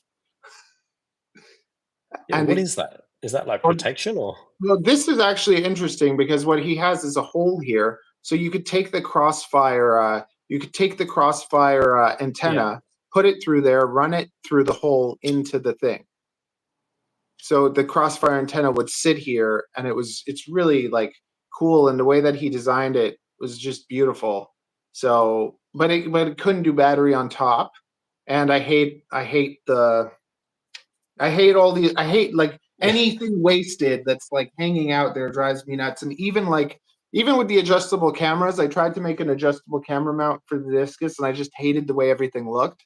So it's like anyone that gets one, if they're using a different camera, I usually like design something because I love just that. I love the fixed, like where the camera is squeezed in between the standoffs and it's not going anywhere, and it's just fixed in place at that angle, but it just means I have to make the 20 degree, the 30 degree, the 45 degree. And there's a guy that makes a mount for the 03, and a lot of people that are flying the quad Mueller frames are using this because it gets the props out of view. It sticks it like far enough forward, and it's got protection on it, but it's also fixed angle. So that. And it has a little like mini. It has like the little. It looks like a flower or something sticking out the front. Yeah. And it's like one of those things where I'm like, that would be great, except for the fact that depending on where I'm flying, I change my camera angle a lot. So I fly with a really low camera angle most of the time when I'm flying in a small area. But when I'm further out and I'm flying, much faster and further, then my camera angle goes up. But yeah. Which I know is probably a bit weird because everyone sticks with the same angle, but yeah. I've found that, like, for instance, like 15-20 is really nice for just like you want to get those slow whatever things. 45, I like 45 because it's just kind of like another thing that people don't really think about, but having, like, when you start, you need less angle because you can't control it. But the moment that you throw more angle into it, it actually allows you to fly easier because you don't have to worry about pitch anymore. You can just take pitch out of the equation. Because the moment, like, you're flying slowly as a beginner, and then, like, okay, so you want to go there and you want to go through a gap or something, you have to pull yourself there, straighten out, and kind of like, that's what you're always doing. You're pulling yourself, you're straightening out, and then you're gliding. Whereas the moment you get used to the angle and you have enough angle, you never have to pitch anymore. All you have to do is just control where it's going. Like, you just put wherever you want to go in the middle of your screen, and that's where you're going to go. And you just totally get to like throw pitch out of it. But going from, like, I guess usually like 20-15 to then 45 all the time, now I really like 30. Like, I find that 30 is really nice where it's kind of like in between. You can still fly slow, you can still go a bit faster, and even with like racing with the whoops, I found that I like 30 a lot more because it's like it doesn't force you to not be able to control yourself, or like it's like 45 is kind of like a roller coaster ride for me. Yeah, and then you're like holding on to the drone. Yeah, and that's exciting. Like that like FPV has to be exciting. If it's not exciting, I don't want it. Yeah. I'm usually about, I think, 15 for most flying, especially when I'm flying in the parks in the city and that kind of thing. But if I'm outside of the city, I'll crank that up to about 30. I tend not to go any further than that because then I cover too much area too quickly and then realize that I'm a bit too far to bring it back. So that's what I always wonder with people that fly the wings. Like, I'm just like, I just think of wings, I'm like, how do they fly so damn far and not just lose it every time? Because I'm just like, that's what would happen to me. I'd get a wing, I'd fly it, and be like, oh, I can't get it back. There's an area here up in the Alps somewhere, and there's like an area where in the summer loads of fixed wing pilots get together and then they start flying off of the Alps, and you can see it from like the bottom of the mountain. You can see them just flying around and stuff, and they're going pretty far as well. So I don't know how they're doing it either, but see, I'd want to be FPVing with those people. yeah. Like, they'll be like, F you and your DJI, we all lost our wings. Yeah. Just plug it you in. wait for them to all fly, and then you turn on your DJI and film the reactions of them just losing it. Actually, this happened to me a few months back. I remember I was flying in like a local park here, and sometimes I like fly very early in the morning, so I know that there's nobody around and that kind of thing. And we're standing there, and I'm flying quite close, but I'm just doing some like tight maneuvering, and then all of a sudden my drone my quad just dropped out of the air, and I was like, what the hell just happened? And then I started flying again. It did it again, and I was thinking, have I broken something on here? And then I get a message from somebody on Instagram a little bit later on going, oh, I saw you flying around, and yeah, we wanted to join you, so we brought our DJI drone with us, and I think they turned it on. I was like, what the hell is? I left the park. I didn't realize it was them, but yeah, I had apparently that that affects it too. I had that at the park too. Actually, it's crazy. You've seen Andrew Tate, right? Yeah. So Andrew Tate's FPV guy lives down the street from me. He has an FPV guy. Yeah. So all his FPV videos come from this guy, Yaxology. So if you search Yaxology or Yaxo or whatever, Yaxology. So this guy, I'm flying my drone one day, and then all of a sudden it's like it's doing weird stuff, like it's just lagging and stuff, and then it's like, oh, there's someone else there, and then we kind of became little friends, and then he's Andrew Tate's personal like FPV guy, and I'm like, damn it. Take me there. I want to shoot Lamborghinis and stuff. Yeah, he does. It's Yaxo. Yeah, check out Yaxology and you'll find him. PP break? Sure. Okay, I'm gonna go PP and make a tea. P and T. Okay. Yes. Can I have my Go for it. I'm gonna try and load up the questions on some of the other things because I can't actually see. I can see the chat coming in, but it's all kind of ruined on my phone here. So let's see if I can. Oh, Yeah, I did. What? did you just make it? Yeah. That's terrible. I've just seen William NS in the chat. Yeah, I am a big fan of Quad Moolah. The frames are just so well thought out, really easy to build. I love it.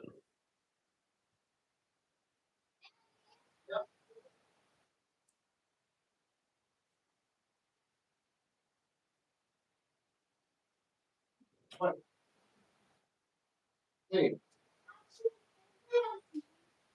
Yeah. How about the right now? Go and show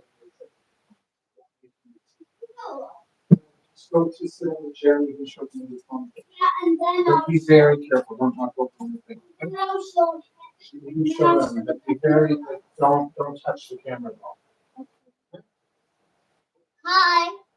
Hi. I'm daughter, and I got a trick to show you. So you see Go on this cone inside, Yeah. and this cone, right? Yeah. I put this inside, then I get it in good. And then watch this. It's inside now. Ah! I didn't see it. I didn't see it. Do it again. Okay. I need to get good. It used to not come out.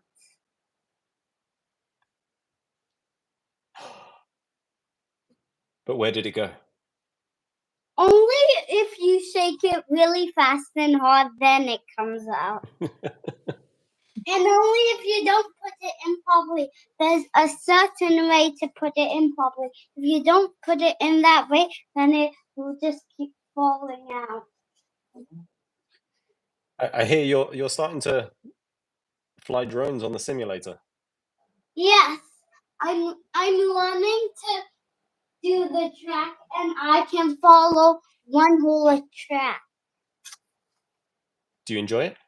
Yeah, and now on the simulator, I practice diving, and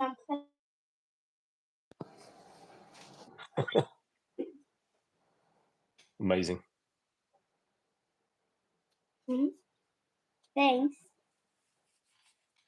My friend made these cones for me, but then I use them to make that trick. No one in my school yet can do this. So you're going to be like a magician or a drone pilot? be both.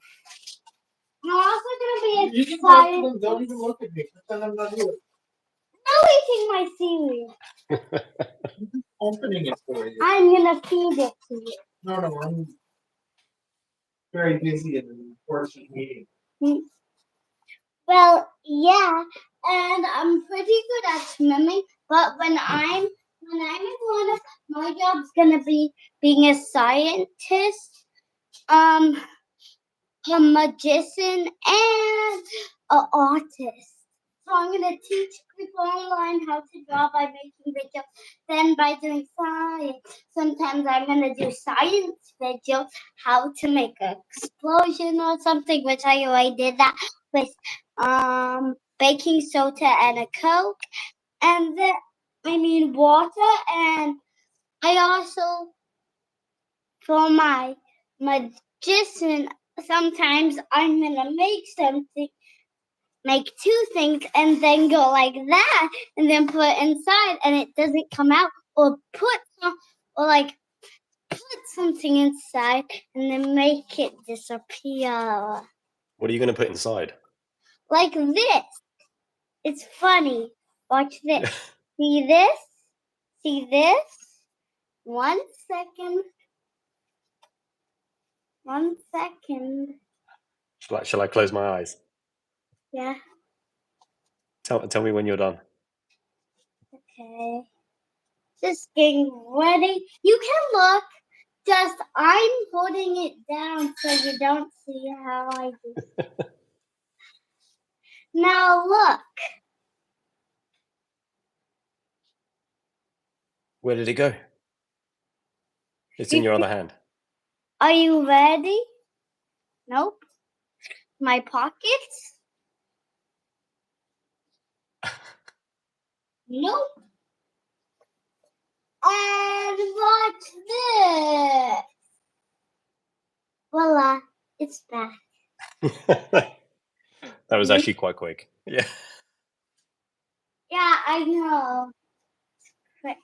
And you want to know how I can hang this to this? One? Are you squeezing it? No.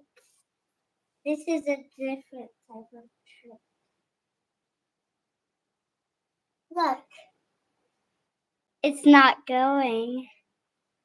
It's not going anywhere. Okay, how did you do that then? Can't tell you. I can't Is it tell magic? anyone, or someone will tell. Is it magic or someone. science? It's science. Yeah. Hey, I can't tell anyone. You want to know why? Because then they'll tell someone. You promise you won't tell anyone? I mean, you're live right now, so everyone on YouTube will see this if you show them. No, but I'm not going to tell them. I'm just going to show you how I did it. But secretly, very slowly, so then they don't see it. Okay? I Go got for it. the phone. Can you see what's here? Don't say Yeah. it. Does it begin with a T? No.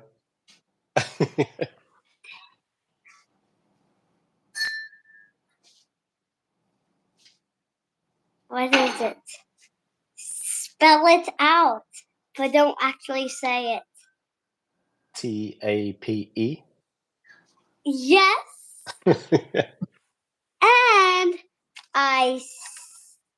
And then watch. Huh?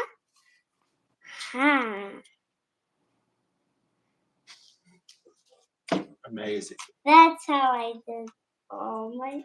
Okay, off you go. Oh, Science, not magic. okay. Use the spoon for your hummus. Stick the jelly. Don't use the spoon for the jelly. Why Okay. do I need jelly? So yeah, William, I'm. Okay. Okay. I have two F-35s that I'm about to start building. One HD0, one 103 for a future video. Is that the same as you have? It's just bigger, the bigger one? Yeah, so I mean, in fact, I think I've got like a ton of spare arms everywhere.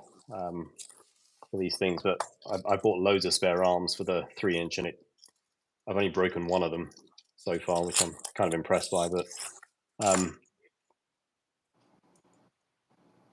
oh no, those are the same ones. Yeah, the F-35 arm is like, I think it's about this much bigger than the. So it's the same thing, but you can just switch the arms, right? Yeah, pretty much. But they only do the split frame at the moment, which is a bit odd. The So you can 3.5, only buy. 3.5 is just so much better. Yeah. So I can't wait to see what that's like. The Granderino that I've been flying around that's 3.5 it's the same 6S, but it's using 1804 motors. So it's just way too much power for where I fly normally. So yeah, I'm kind of interested to see what the exact same build as my F3 does, but with 3.5-inch. What is the weight on your on the frame on just the 35 split? I think it's about 55 grams. So I think the F3 is about 52 grams, and then it's like a few grams heavier. It's not a lot, but it's the combination of that plus the props that makes it heavier. So yeah, I've got to figure out the weight saving on that, which is why I'm thinking about putting the naked 03 in it. Do you know what type of carbon they use? Is it T700 or the T3 or? I don't know. It feels so much better though. It's Even just Camford, looking at the carbon, it's Camford as well, but it's the way they weave that carbon is very different from anything else that I have.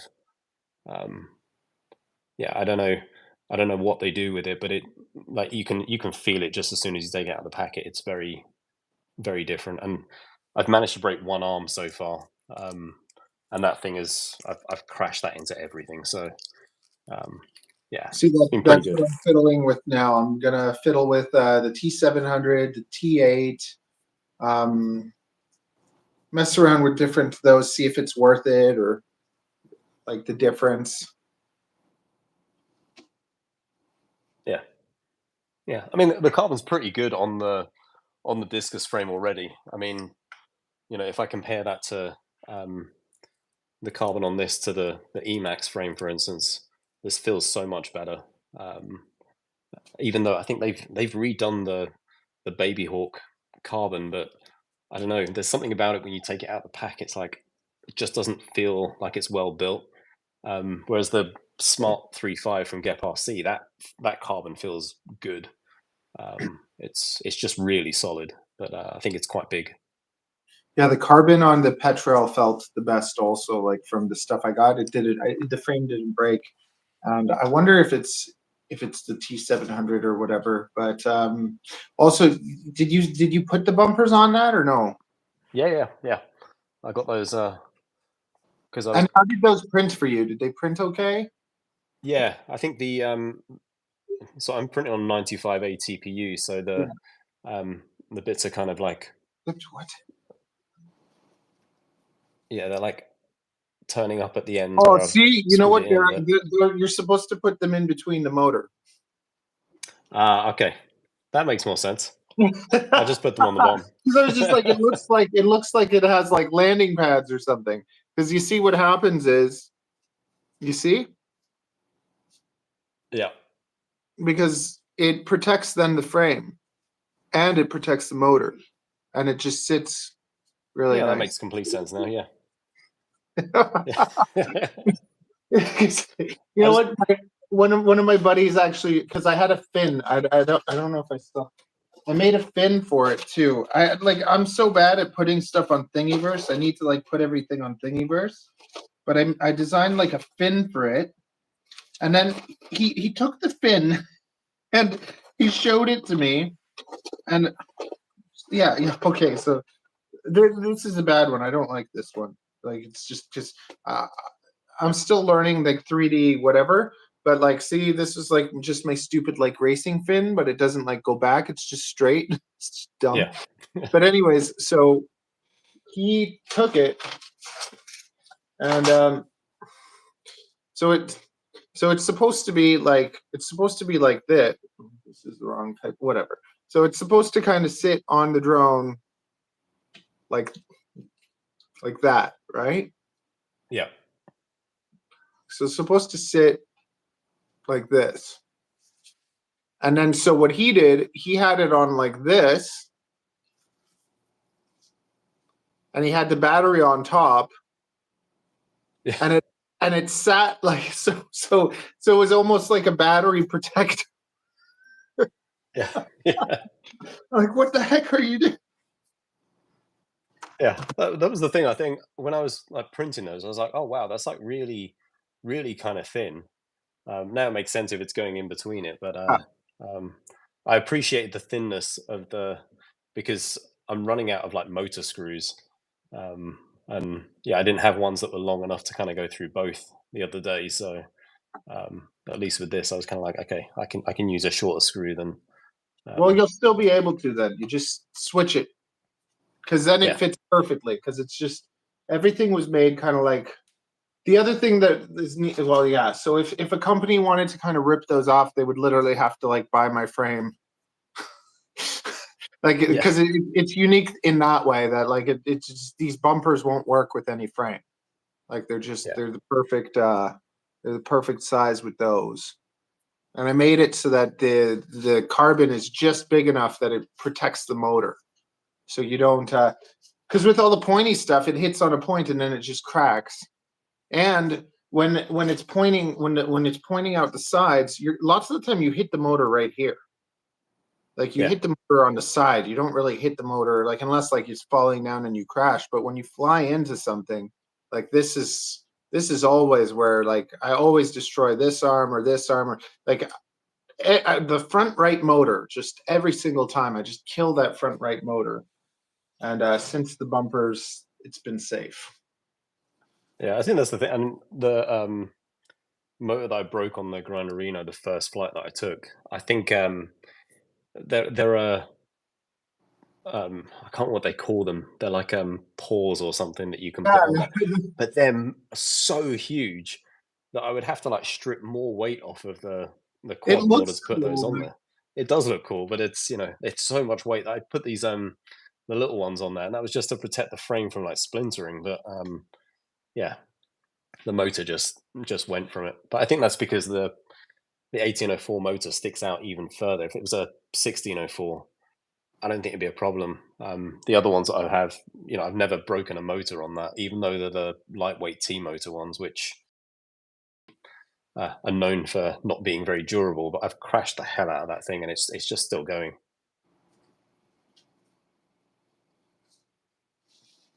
Did you have any questions for me? I actually did. Hang on. I know I such a good actually time. made a We're list. doing such a good time just dilly dallying that. Yeah, forgot to ask you the actual question that I wanted to. One thing I do want to know is, how do you get so many videos out? I feel like I can manage one every like few months or something like that, and it's because I've got like other things going on and everything. But every time I'm on YouTube, like watching something, I feel like there's another video from you, and I'm like, how is this even possible? I'll tell you, I'm a psychopath. Simple answer. Like it's just. Oh, I'm one of those people where it's like when I like. Well, first of all, I'm doing so many things all the time. And if I'm going to educate people, like I'm not like Joshua Bardwell, where I'm going to make these videos to teach people all sorts of stuff. But when I have a problem and I can fix it, like, and I try to make a video for everything like that. Like, so if I'm trying to figure out something and I find a fix, I like to get that out quick. And if I don't get it out, I'm never going to do it. And then I've had this plan where like design for 2 years, like learn how to design, learn how to build, and then fly for 2 years. So right now I'm in my 2 years of flying. So I'm trying to fly almost every day. And flying is kind of like, not even like, I almost get anxiety like doing everything. It's like editing of like video, like making a song and cutting it to the music, and like just doing that is like peaceful for me. That's kind of like stress relief. Like I like just cutting it up, making it look cool, even though that's my least watched video. It's just for me, like it's like therapy. And so I started doing hairdressing at 19, and I used to do fashion, so Miss Canada, Miss Universe, all the fashion stuff. And then from that, I picked up photography, and then other things like so. I picked up all these like hobbies that synergize, and then became a snake breeder, and then combined photography with snakes with hair. Like so, I rent my snakes to belly dancers. I rent my snakes at movie sets. I do photography for models, and then I run a hair salon. So I did like all of these things all the time. And I built my hair salon by dressing up as a superhero in neon spandex and giving haircuts to people on the street. Oh my god, that was you? That was me. I've seen those videos. So I've gone like viral and stuff. I've been on the news so many times for so many different things. Like if you put TTC Snake, you'll see me like in the subway, and I'm on the newspaper for that. Or like and all those people giving haircuts to homeless people. Like I've been doing that for a decade in a costume. Like Yeah. and I built my business kind of that way. But then COVID came, and the salon that I built for 20 years, like they shut me down for 3 years. Yeah.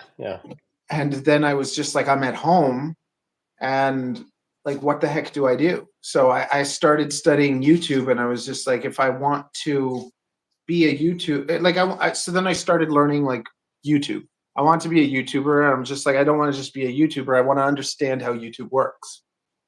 Because if you just go and do it and you don't understand like what works and what doesn't and everything, then you're never like, it's like taking a note and throwing it in the ocean. Yeah. So all this time, like since COVID started, I started studying YouTube.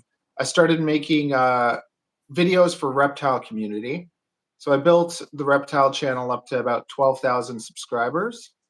And then like I kind of figured out also how to hack YouTube. Like I know how to force the views with like short form content. But then I realized that even if you get a pile of subscribers that way, if they don't watch, it doesn't matter. Yeah. So it's like it's just vanity. And YouTube's changed so much over the years too, where you could leverage your audience, and now you can't. Like it's just like Facebook. Like so, for instance, Kim Kardashian would get paid $100,000 to post something on Facebook because millions of people would see it. Now, if she posts anything, no one's going to see it except the people that look, the people that search Kim and see what she's up to, because the algorithm buries it, makes it go away. And YouTube used to be a place where it's like you could build a channel for 10 years, have authority, like, Mr. Steele at the time.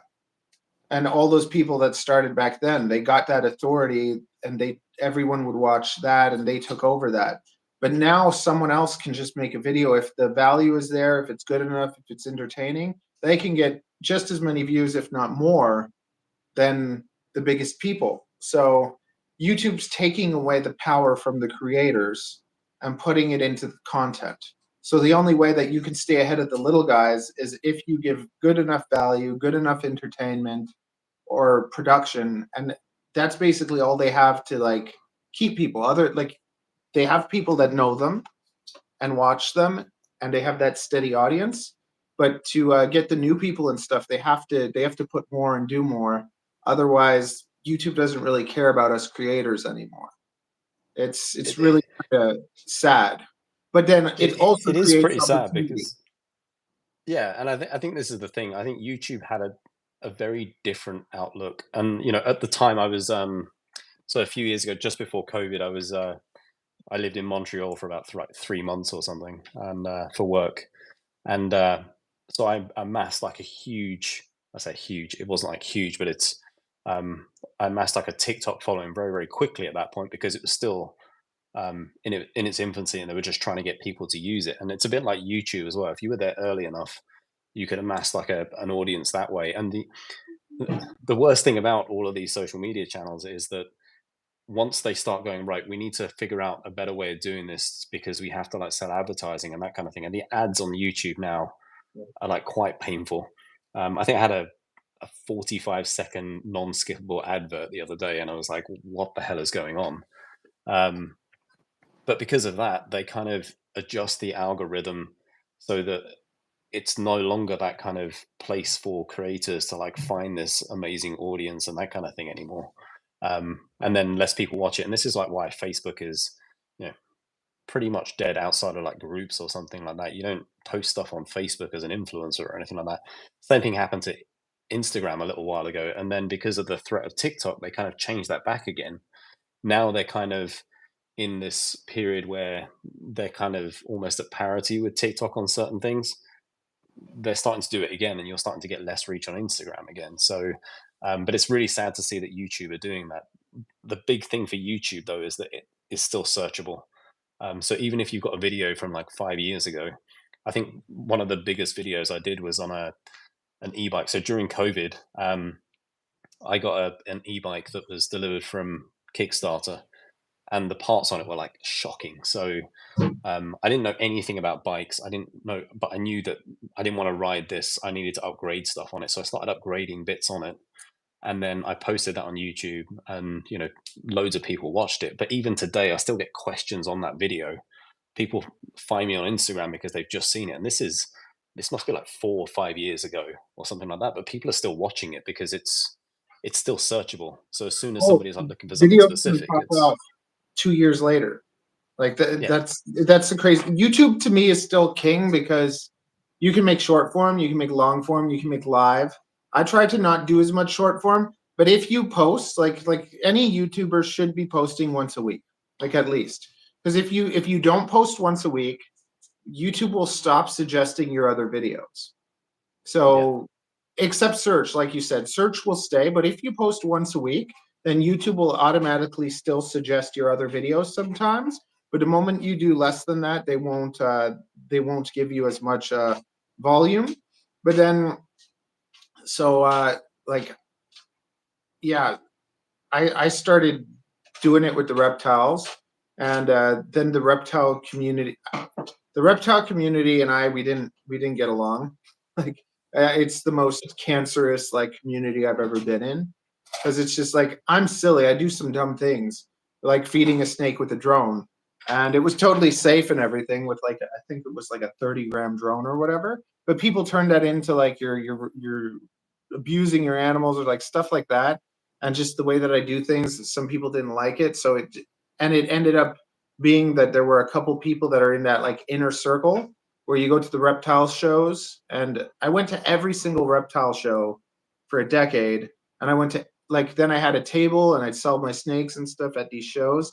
And a couple of the people that were in that inner circle really didn't like me. So I'm not allowed to vend at those shows anymore. So it really like messed things up for me, kind of like with that whole business thing. And it really made me kind of hate, like I don't really enjoy making content for the reptile community, even though I love like teaching people about the animals and everything.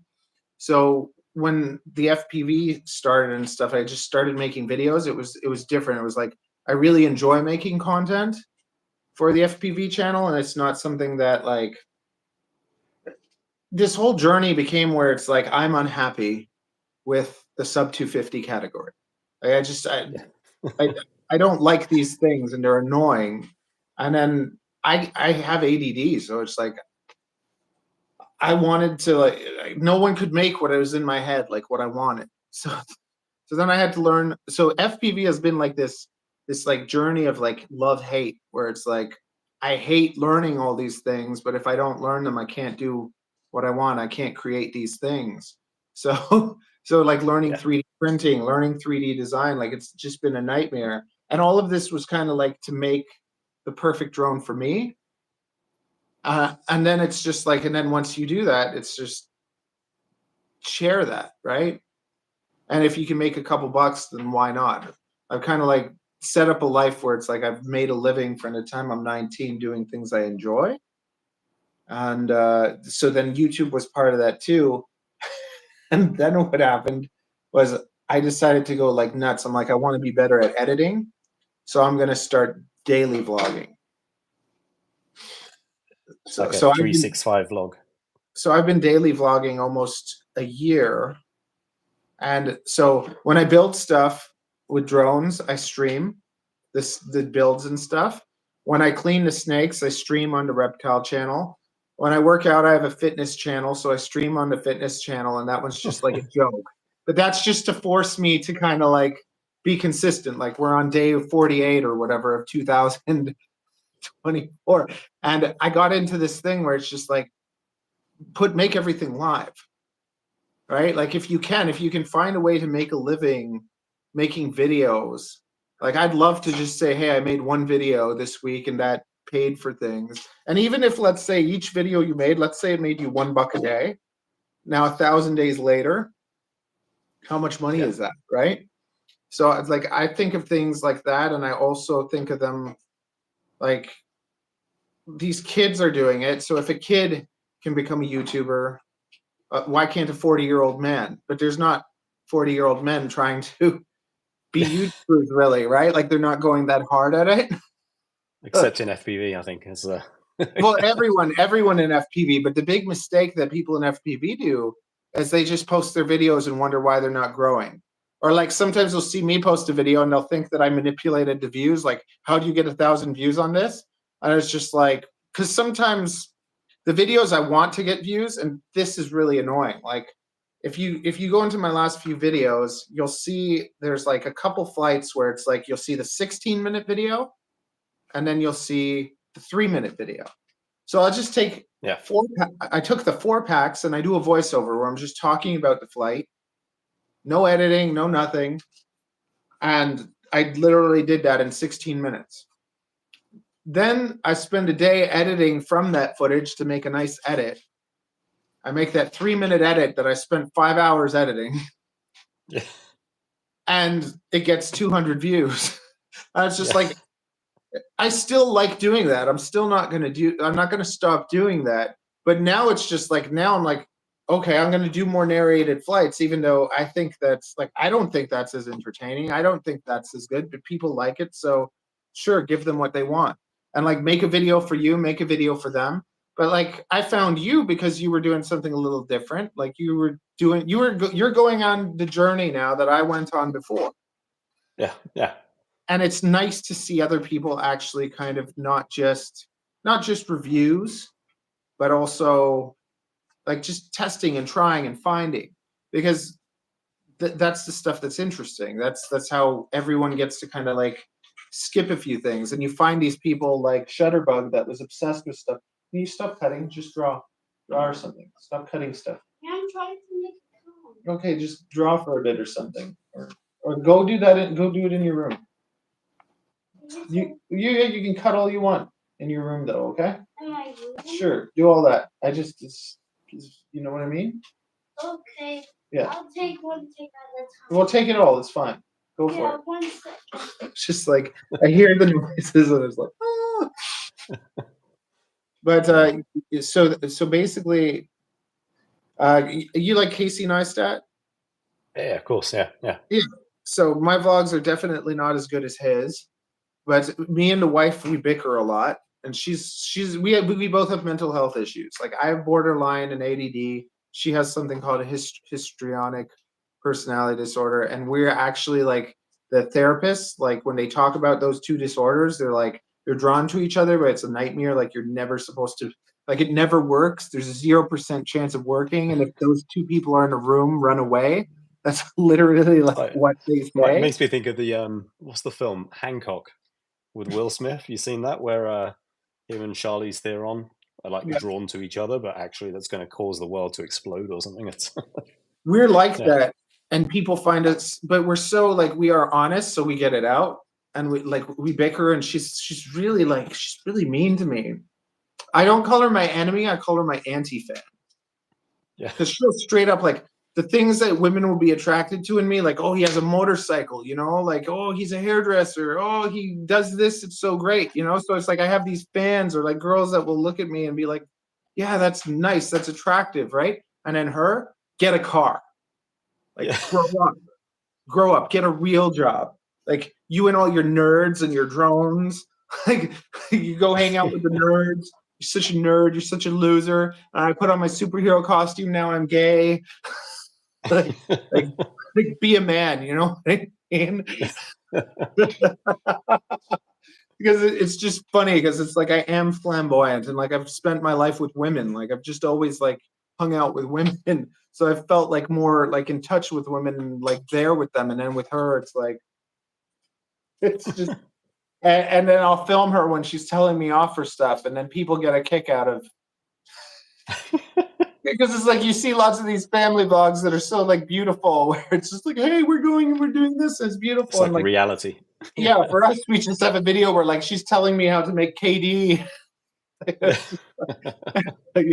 like putting me down and stuff. But it's like it's okay because I get it, and like she get like we're like I don't know. It's like you've been in those relationships where they're perfect, and then they just go to poop. And then, like for us, it's like our relationship is like a train wreck that just never ends. Yeah. So it's entertaining. He means that as a compliment if she's watching. So No, she won't. She'll never watch any of this, so we can say whatever we want. But you know, revving an engine, like when I piss her off, it's like revving an engine. Like it gets my jollies going. And then she gets mad at me, and it's like there's this tension that's kind of like, it's like if you didn't have that, maybe it wouldn't be as exciting, or maybe we wouldn't be as attracted to each other. But like, I don't know, there's like a weird thing where it's like I hate you, but it's like, but don't go. how long's it been? It's been like 7 years. I don't know if you've ever tried to like tell someone to leave for something, like you've been mean to them to get them to go away, and then you're like, but inside you're like, oh no, but I don't actually want them to leave. I want to work it out and like cuddle and watch a movie or something. But like, it's in the moment, yeah. That's and we're like even like I like being naked. Like I'm in the house in my underwear all the time. I hate wearing clothes.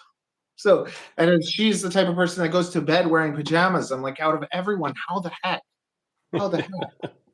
Like, what's wrong with you? It's like I used to turn off the in the winter time, I turn off the heating.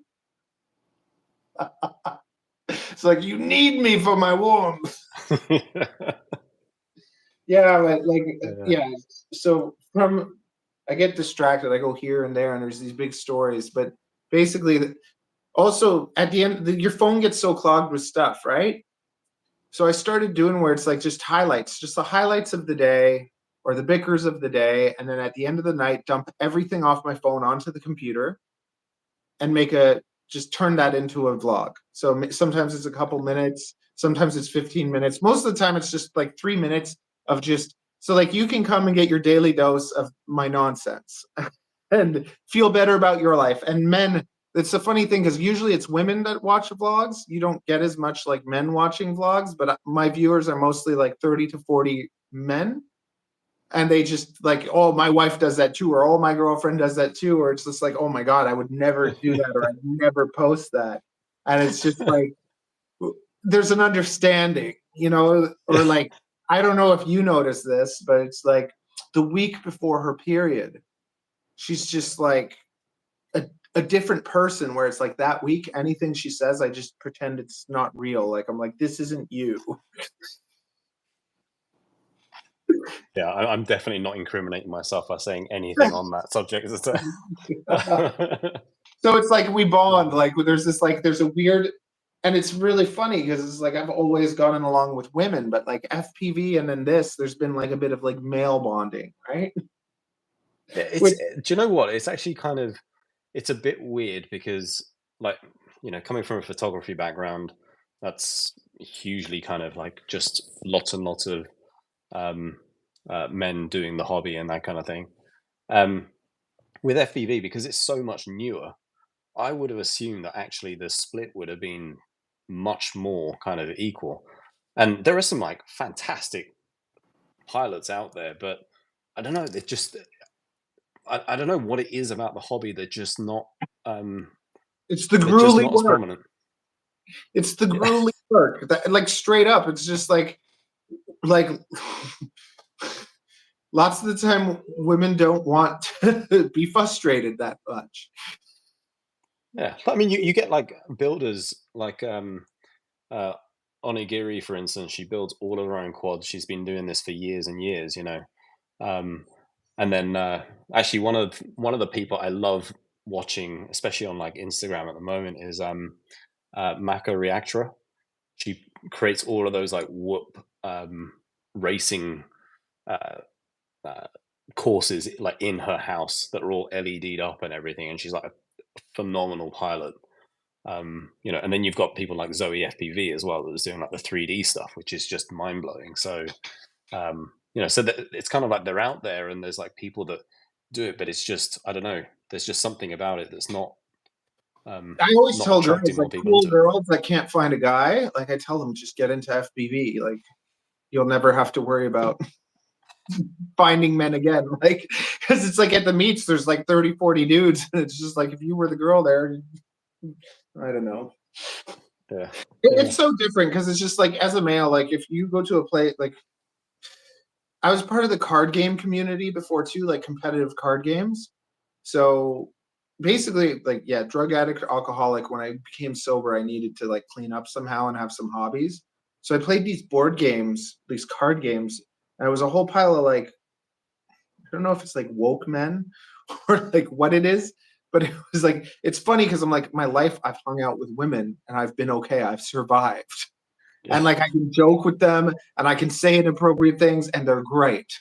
But then the moment I come into this community with like guys, it was like there was this time where like there was a girl at one of the competitions. I'm like, hey, like a woman, welcome. And a couple guys came up to me and they're like, you totally creeped her out. Like you can't do that. I'm like, are you kidding me?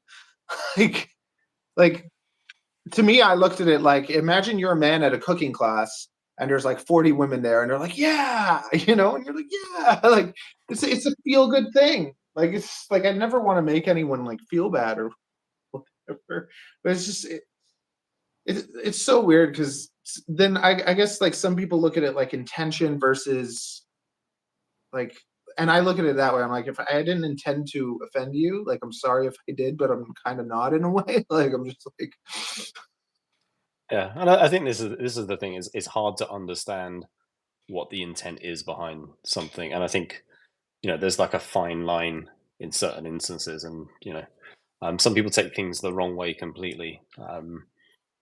Not just in this, but even like, you know, some of the arguments that you see happening online and that kind of thing. It's like that wasn't actually supposed to be as.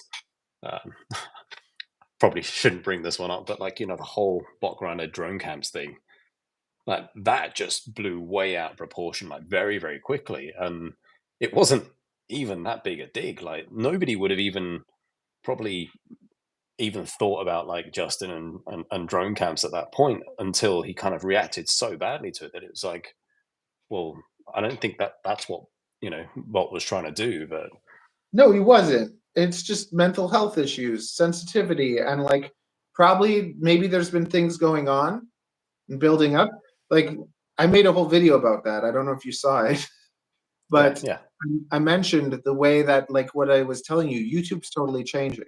So all these big people, like if you look at Drone Camp's videos, when he posts videos, they're getting 2,000 views instead of 50,000 views. And the amount of income difference, like, Yeah. and in FPV, if everyone's just giving you stuff, you're not really making money, right? So to go from a place where you're making good money and then, and like, see, and that's where like I sympathize a lot because I'm like, Drone Camps, he has grinded, he has put in that work. Like, even if he's not like, I don't like the fact too that it's just like, I'm subscribed to him just in case, kind of. There's lots of people I'm subscribed to just so I can kind of see what's going on. But it's just I'll never watch one of his 20-minute videos because I just find them boring. Like there's nothing really like exciting about them to me. And the whole every drone is the best. People say that. I do that too. Everyone can you can kind of do that because of the algorithm, because the algorithm will give you more views for using best drone. But then there's also best in each category, right? So you can say this is the best 3-inch, this is the best whoop, this is the best that, and then that can change. So then you can do it again, right? As long as it kind of works. So like that was it. He like the thing was like when he did the season and whatever, like that was just nonsense. Yeah, that was like too far. And I mean, you know, this, I don't know if people even realize this, but I think a couple of weeks before that, he was doing an RFID video, and he said like, you know, it's easy enough that even Bot Grinder could use it, and he used like Bot Grinder's like image on there or something like that, and there was a spat there as well. So this wasn't like the only thing that was going on. So, you know, but at the same time, I'm just kind of like, If you get a dish it, you take it, and it's just like I don't. To me, if anyone says anything bad about me, like I just if it's not like in your head, if it's not true, who cares? Like if someone calls my mom a street lady, yeah, she's the biggest street lady. like it just over the thing. And I always tell people too, I'm like, if you want to say something bad in my comments, as long as you don't swear, it stays there. I'm never gonna delete anyone's comment because to me, like, I don't mind a bit of that. Like, I love rivalry in a competitive way. Like, you know, when you have like the racers that don't like each other, and it's just like, or the teams that kind of like, as long as there's no violence or anything, like I say I don't like Chris Rosser. I don't know him as a person, right? But I'll always be like, I think that these V1, V2, V3, V5, like the 5-inch ones look better. The 3.5 still looks like a flying potato. It's just like, and who knows? Maybe one day we'll meet.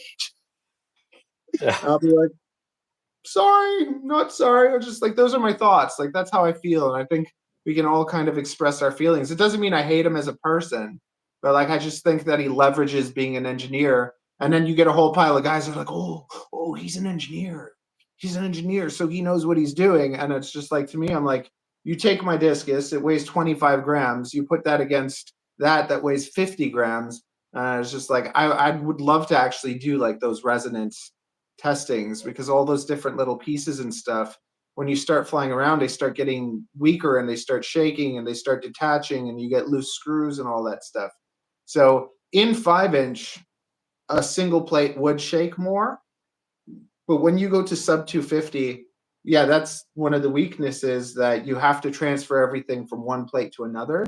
But like you said, like I can transfer everything in 15 minutes from one discus to the next. Whereas fiddling with those things, trying to get the arms to fit, and all the extra weight that comes with it, it's not worth it when you're working on the weight. And there's another guy, sub 250 FPV. I haven't seen that, no. He makes the baby turtle. You've probably seen like the baby turtle. No, Okay, this so is I'm going to make a note of this because that's yeah, you got to check out. You have to check out Angry Dawn, because Angry Dawn is just another like innovator. He used to make stuff for Happy Model, and he like started with the 1002s, like the beginning of that. And he's just an excellent, like he's another character. He's kind of like a crazy French guy, and stubborn and really set in his ways. But he tunes drones so nicely. So the tune that I got is mostly from like ripping him off. And I like I always say that, like I don't act like it's my own.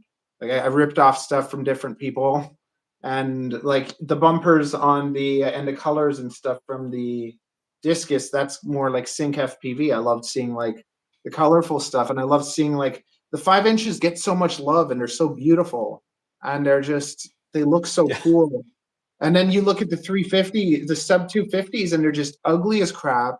They're made by manufacturers that are sticking electronics inside, and there's no love there. They're not ready to get bando bashed. They're not designed. And even the 5-inches, lots of them are not designed well. They're just coffins. There's this huge part in the middle, and how can that really be that great of an experience, right? Yeah. So this is the thing. So the 5-inch I got back here is the Gep RC Mark V, which I love. That frame is beefy as hell and everything else as well. But there's an AIO in there, so you've got this massive amount of space in the middle, and I'm kind of like, that would only make sense if you had a stack in there. So I don't really know why they kind of, I guess just for cost saving or whatever. But at the same time, I'm going, right, you've got the Vista at the back and the AIO in the middle. But with that amount of space, you could fit like a proper stack in there. Yeah. So you squish it. You either squish it or you cut the back off and you stick it all in one. Yeah. And it'll fly better, like I promise you.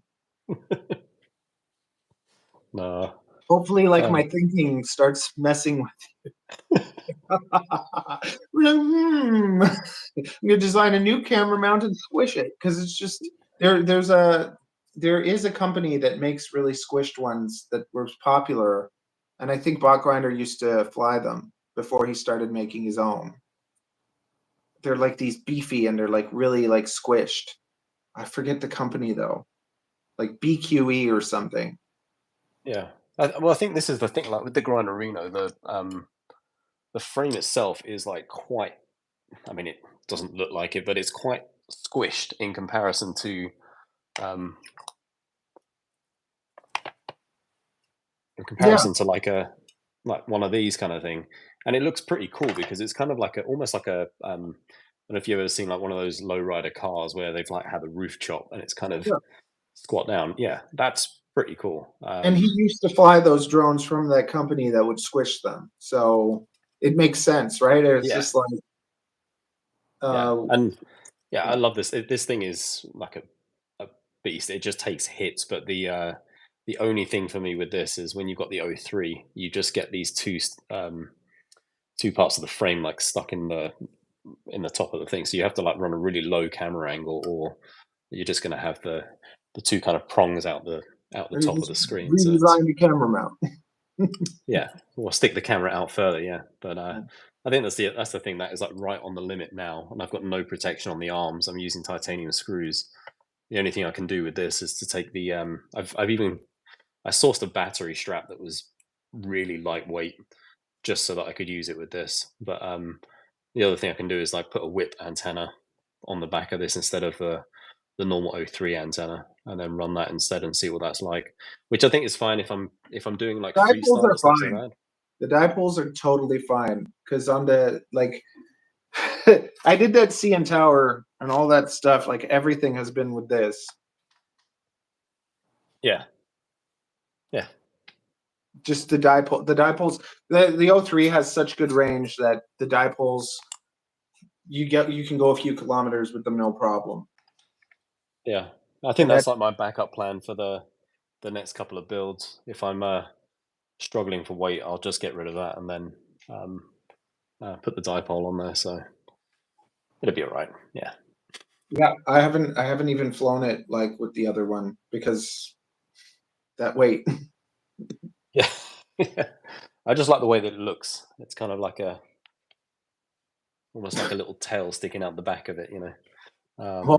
Mr. Steele would do the L. Do you remember how everyone would do the whatever, and then Mr. Steele started doing the L?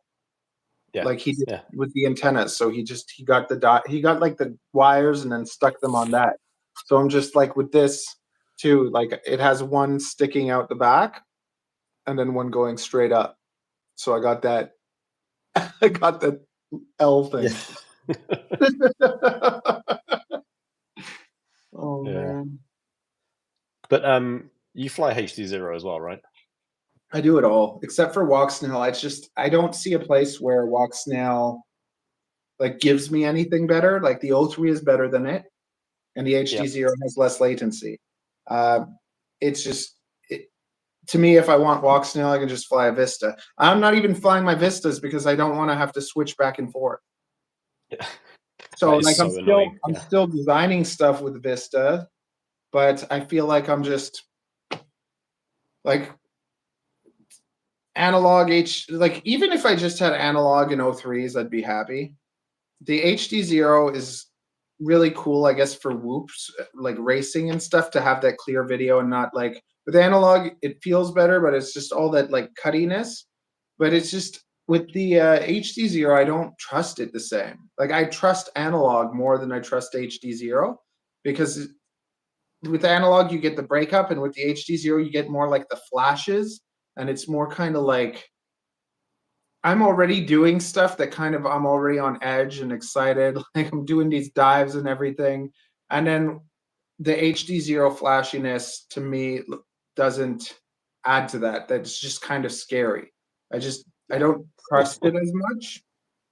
But then I don't have the HD0 goggles either. So I'm just like, maybe if I got those goggles and had the 90, but I have the Skyzone 04X. So I'm just like, And I have like the HD0 VRX, and I'm just like, do I really want to get those goggles just for that thing? And they're heavier, right? So like these are super comfy and light and small. So it's like I love with FPV being able to just have everything in a tiny little setup. And I Well, this is the thing, because I started with the goggles, the DJI goggles V2, and this is, I swear this is a thing. I don't know whether this is true or not, but when I'm flying, and I don't know that I'm doing this, but I'm constantly looking down because yeah. those goggles are so big and heavy that I was constantly like head down. And even now, when I'm using the goggles too, which are much lighter, much smaller, I'm still doing the same thing, but not because they weigh anymore. I'm just used to doing that. You look down Um, and tilt to the left. yeah, yeah. Even when I'm turning right, it's but Well, then stand like if you fly standing, it helps with that a lot. Like I fly standing and I keep my head up because lots of the time I'm diving, so I'm standing outside somewhere with my head like this, and that's how I'm flying. but that's the thing. I stand all the time, and as I'm standing and I'm flying, I'm still looking down. So yeah, I feel like I'm. This is going to be amazing. I'm going to orbit myself, and I'm just going to be standing there, looking like an FPV god or something like that. But actually, when I look back at the video, I'm like, oh my god, I'm still kind of chewing on my shoulder or something. But yeah, with the HD0 goggles, I've got patch antennas on the front of them, which you don't have to worry about that with DJI. So if anything, that's going to hopefully help me get out of that and force me to look where the drone's going. So but yeah, we'll see when I do the testing. Yeah, it's habits, right? It's you have to constantly break the habit and be like, oh, I'm doing that. I have to stop doing that, right? My favorite one. So when I first learned, I got this on video as well, because it was that was actually lucky that I got it on video. But I flew in the simulator a lot. I never landed in the simulator. I always crashed and then it reset.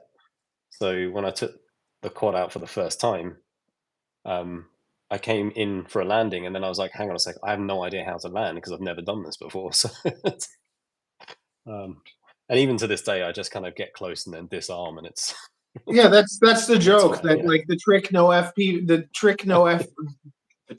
freestyle pilot can do, land. Yeah.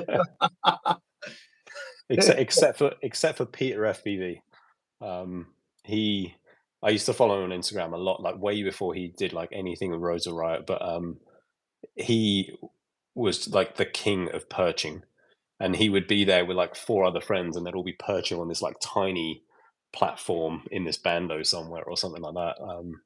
And yeah, I think the first time I saw that, I was like, oh yeah, I can probably do this. No, like even to this day, I'm terrible at just trying to perch on something. I don't even try. There's something about perching that like just turns me off. The idea of like losing control. Like I want to be in control. Like I don't know why. Like because if you perch, you know what it is. Because back in the day, I think that there's that setting. Well, I guess it stays, but you know how some of the VTXs where it's like when you arm, the power goes up. Yep. So it should stay up even if you disarm. But if you don't have that setting right, you disarm and you lose your power and then you don't get to see anything, right? So there's like psychological thing in the back of my head that like, because I want to perch on the CN Tower, why not, right? Yeah. Then I don't know like if I could get in trouble then because then I touched it, right? Yeah. But then Yeah. part of me also wants to make like a 3D printed finger that I can just touch the tip with. We call the video I touched the tip. Or just the tip. Yeah. Very nice. No. You were very talented. What do you mean? Is that another magic trick? Yes. Cones for days. She's creative. She does all sorts of art Yes. and stuff. You give her tape and paper and she'll make stuff. She watches videos. Oh, watch this. What? Look. Okay, show us. One cone, another cone, and then You see no more clouds and the last. A baby cone. That's how babies are made. Yeah.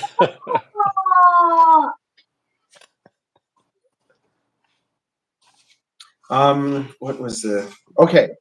Let me just quickly finish that. So basically, vlogging every day turned into like so I can go fast, right? So it's just whenever I make a YouTube thing, I just stick it up. So that's how I pump them out because of that daily vlogging. I have those like where I can go into the video editor, bam, bam, bam, get it done, get it out, and it takes. I think it takes a year to just get used to being in front of the camera. You know, because it feels weird, like, hey, I'm just talking to myself. Yeah, but then yeah. because that's the other thing with the FPV people thing. They don't know that some people don't know I've been doing this for years, right? So it's like for 3 years, I've made videos every single day. And during the shorts period, I did 15 videos a day for a month to like test that out. And I got 7 million views. So it's like I learned how to like manipulate all that kind of stuff. And now like this is me kind of taking it easy. But it's just I'm a content beast. Yeah. Yeah. I think that's the thing. Like because I deal with a lot of social media in my like day job, and I think the thing that's very easy for me to do is start to look at the analytics and go, right, you know, if I'm doing this for work, I mean, like, okay, you need to do this, this, this, and this. Whereas for me, my YouTube channel is more of it's almost like a record of, almost like a memory of what I'm doing. Yeah. I've got like a terrible, terrible memory anyway. But if I do a build video, it's like great. If other people watch that, then great. But it's pretty much for me to go, how did I do that again? And then I'll kind of look at it. Or, you know, the first flight video that I did, I want to capture the memory of the feeling that I had of flying that, so that when I watch that back in the future, I'm kind of like, oh yeah, I remember how exciting that was, or you know how cool that was, and that kind of thing. Which is why up until FPV, I think my channel's kind of all over the place. I was just like going, you know what, I'm just making this for myself, and that's, you know, it's kind of what I'm doing with FPV as well, but it's more of it's more directed as opposed to just doing random things constantly. It's like okay, I fly I'm doing like loads of other bits, but I'm just kind of not filming everything, because I'm like, okay, well, I'll put this one on YouTube, mainly because I just don't have time to get that much content out. But yeah, I've got like a list of about 50 videos I could create right now. But yeah, you're very pleasant. it's like, the British in me. Yeah, it's listening to you. Like I enjoy listening to you. Like I know also that I'm a person that causes divisions lots of the time. Like I'm a person that like 8 out of 10 people don't like. So like, and part of that too is that society, most people blend into society. They take the job, they do what they're supposed to. I'm kind of that person that just did what he wanted to, and people don't like that. Yeah. And but I think this is the thing. If you know what you want to make, so for instance, like the Pavo Pico that I got, like I was gonna get one of those anyway because I just wanted to see what it was like. They were the first company that did it. I wanted to check it out, which is why I agreed to kind of like do the video for them. I've had other companies that want to send me like stuff, and I'm just kind of going, yeah, I'm just not interested because I don't want to do a video on that. I don't think it's interesting, or I don't want to do a build with that part. It's not, you know, it's not something that I'm gonna actually use. So, and that's what you should do. Same. Like I'll only review stuff that I'd actually use. Like I wouldn't take anything. Although I do know that like one day, you know what I really want to do one day? It's great because no companies will watch this, right? I just love to like, I'd love to just like, let's say there's like the newest 5-inch or something, and they send it to me. I say, so this is what you got to do. And I take it, just unscrew everything, transfer it over to a disc. like I would get such jollies, and that would be the end of that with that company, right? Like I'm the type of person that would just like like do that for the sake of it. Yeah. Yeah, But, but I think this is the thing. If companies were, you know, I would never work with a company that said you cannot say anything bad about this product, you know, or about the company or anything like that. That's just not, you know, if it's terrible, I'm going to tell you it's terrible. And like probably the most popular video that I've got, and this isn't something the company sent me. This is the e-bike video that I did. I literally called that company out because I was kind of like, what they're doing is like ridiculous. The parts on this are so cheap. They've like screwed with the community so much that I don't trust them. Nobody should trust them. And they probably got more sales off of that video than anything else, which I'm kind of like, I just said, don't buy the bike, you know? But yeah, I mean, I know that, and you know, they're probably watching this as well, but I keep getting messages from MEPS Motors, which I'm just like, there's so much bad stuff about them online, like not about the motors themselves, but just about like their practices, and you know, they force you to do this, that, and the other. I'm just not interested. And do it. Actually, I have a pair of 1404s on the way. Oh, from them. I don't give a crap. I'm gonna test the motors. Right? Well, I did check though to see if there was, because they don't have what they had before. Because before I saw that too, where people weren't allowed to say anything bad. So that at least is better. So I think because of all the lash, they may have changed a bit. But the thing is, lots of motors are not Unibel. Yeah. So they have Unibel motors. So I want to test them out. So I don't like that, right? Like if they're good, they're good. If they're not, they're not. Yeah, and that's the thing. I mean, like the T-Motor 1604s that I use. If somebody makes, Are those a the 16 Pacers? Are they the Yeah. Pacer Unibel with the 9mm? Yeah. See, I like those. yeah, and you know, unless somebody makes these but lighter, or this at the same weight with the 3mm prop nut, then I'm kind of like, I don't need anything else for the builds that I'm doing. This is like the perfect motor for me at the moment. But you know, I want to try the Oh My God ones, which are about the same weight, I think, just to see what they're like. But you know, at the same time, it's really difficult to get them on this side of the See, with Atlantic. the So Oh My Gods have the. Do they just have the 2-hole? yeah, See, Yeah. the thing that turned, like, I like that guy. What's his name? I forget his name. yeah, Tommy, yeah, Yeah, I like Tommy. Tommy's a great guy, and he's like one of the first ones to start fiddling with stuff and like innovating and stuff.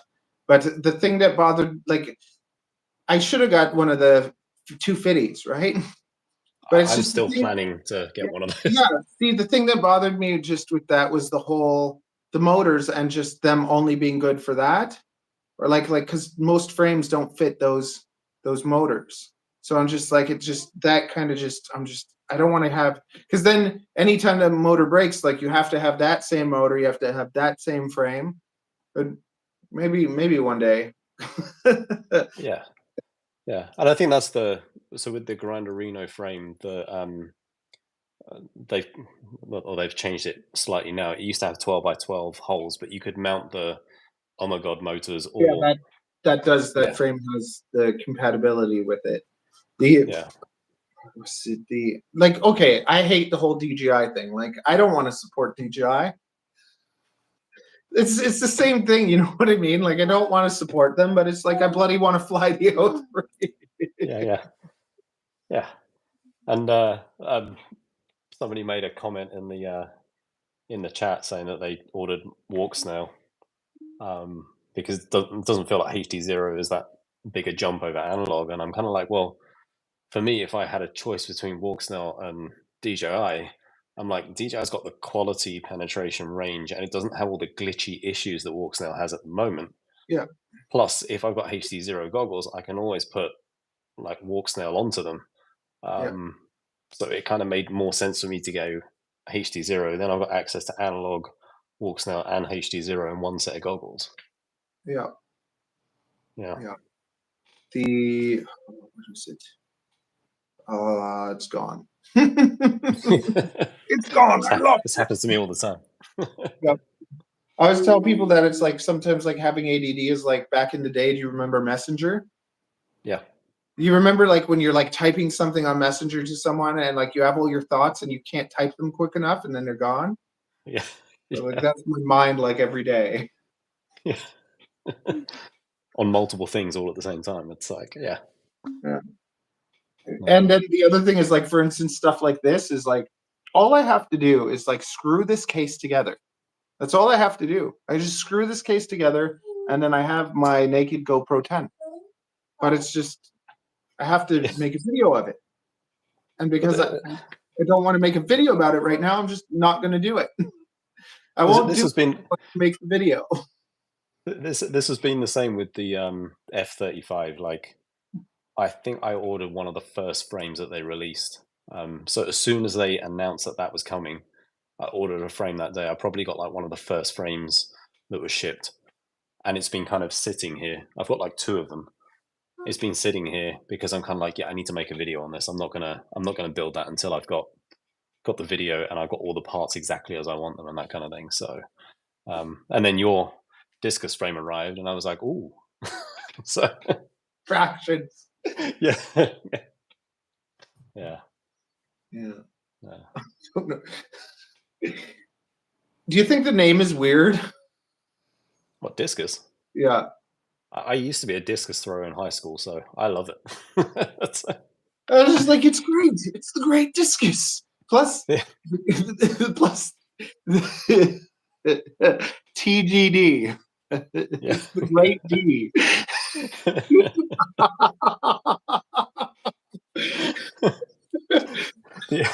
The only thing about the discus name is that it's really difficult to search for. So I remember, I think when I first saw it, or when you first left a comment, I was like, so I started Googling it, and I'm like, discus, and then discus frame, discus FPV, and then like, I was kind of like trying to get to it, and then I went onto one of your videos and got the link that way. But yeah, it was, and it's the same on Thingiverse and that kind of thing, trying to find like other parts of the discus other than the ones that you've created already.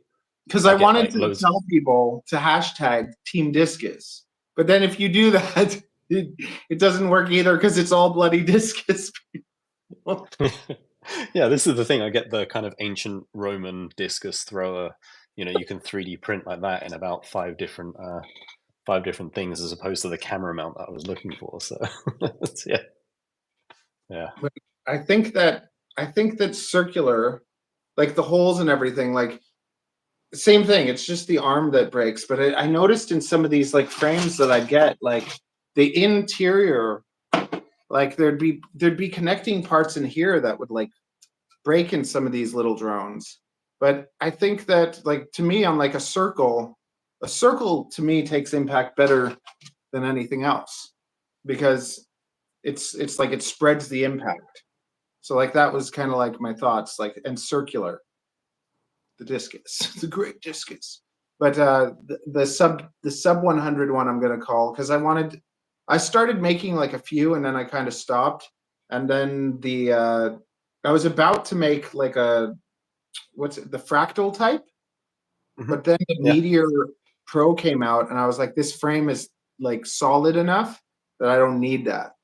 And then now, because of the Japanese situation, I want to make that just like part of it, like the names that call it the kamikaze or something, but I'm like, maybe not. Yeah, maybe. Yeah. So that'll be the psycho. I like the psycho. Just a little psycho. What, is it like a 2.5 inch or? It's gonna be. See, like the thing with the discus that I like is it's 3.5, because that way I can do this. So 3.5 or 3-inch ducted. Yeah. Right. So then same thing, the 2.5 and then 2-inch ducted. Yeah, that's cool. Yeah. Like the versatility and just being able to kind of do all those different things instead of having to have, because you can set it up like a long range. Basically, you can set it up like this, like depending on the motors and combinations, you can set it up to do anything. And then because of that, I don't have to mess around with all these other things because I'm sick and tired of buying drones that I'm unhappy with. Yeah. Yeah. And I think that's one of the things that would be really cool when, you know, you look at the description of a frame. Typically they're just like, yeah, this frame, they give you the kind of like the marketing spiel on like whatever the frame does and that kind of thing. And then maybe they'll say, yeah, you can run this at 3-inch or 3.5-inch props or something like that. The bit that's missing, I think, if there's here's the perfect build for this, and then you list the parts that you use for that build, because then people can go, right, actually, yeah, I'll take that, but I just want to change the motors because I prefer these, or I have something like this. But you know, and then it's kind of like okay, I get exactly what's going to fit this now. So, which I don't remember seeing anyone actually doing that. It's usually like a YouTube video of somebody building, you know, with the frame, and then here's the parts list, but not like the actual company themselves saying, you know, this is the recommended build for something like this. So, and see, like for me, like for instance, Vanover has his build, Steel has his build, and like for me, I don't like saying that just because I like allowing people to build however they want and that versatility, right? So it's like I could have the recommended. Eventually, I'm planning to do kind of like the cheapest, the more premium, but then also like now with having like a Rush, I got that Rush flight controller coming, and I want to know, is that $60 flight controller, like, is it worth it? Is there a difference? Because there is also like people all caught up on kits, right? Like, and I want to experiment that with that too, but I just feel like I've seen a lot of like unreliability stuff, and I'm just like, I don't want to spend $100 on an ESC and then have that ESC like blow up or something. And then I'm more tempted with Phoenix or whatever to test out the fly color ESCs, and they're like around $85 for the 45 amp, and they look like cool and beefy and whatever. So it's like I'm more drawn to, but the also just thinking about the like kits, I thought of how China basically takes stuff and then makes it cheaper. And to me, what the Discus does, it's the reverse of that. So it's like now you take the Crux 35, which is the cheapest. You can't get a setup that flies that well for that cheap. You can't build it yourself for cheaper than that. And I wanted to start building drones for people and have all the best parts. But what happens when I take a Discus and then I get the perfect camera from Runcam, and I had to pay $30 for it, and then I had to pay $10 for shipping, and then I got the $60 flight controller and $100 ESCs, and the like by the time I get all those parts, just the build is like $600. Yeah, that's the same with my Siren. Yeah, and then to sell that to someone, I can't sell that to anyone because it's just it doesn't work. So then that's when I kind of like pivoted and changed and was like, I'm going to focus on the design, on the frame, on the part that bothers me the most, because these manufacturers, they need something to put their electronics in. And it's like when you see the V2 Crux 35, it's just as bad, if not worse. I think they used cheaper carbon and they made it like thicker somewhere, but the arm still breaks. I broke 3 of them on Maiden. So being able to kind of have because good electronics on a bad frame, it's like the electronics are making up for it. And then kind of like bad electronics or not as good electronics on a solid frame, it's the pulling is done in different ways. And I think that the body of the drone, the frame, the balance, all that stuff affects the flight much more than the electronics do. And the electronics kind of take it to that next level. Just like I cut hair, my scissors are $600. But if you give me a pair of scissors from the dollar store, I can still give you a good haircut. And if you give someone my $600 scissors and get them to cut your hair, like it doesn't, that's not going to help, right? Well, actually, this is exactly what I get in photography all the time. Like everyone asks me, what's the camera you're using? What's the lens you're using? What's the lights you're using? Like, what's the gear that you're using? And I'm kind of going, you know, if you gave me the iPhone, I would still be able to take a better photo because it's the way I think, not what I'm actually using. You know, gear plays a part in it, but it's not everything. So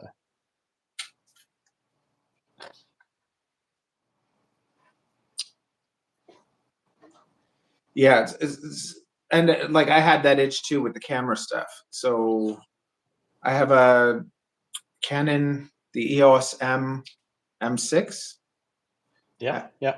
V2. I have 2 of those just up here. So And okay, so there you go. Like I like the Canon colors. I love how small the camera is. I like that even though it's 4K, like the 2K, the binning, whatever. But I'm like, it doesn't crop when you go in 4K. It has the most megapixels out of all the APS-C sensors. So it's like you can get very good quality photos out of it.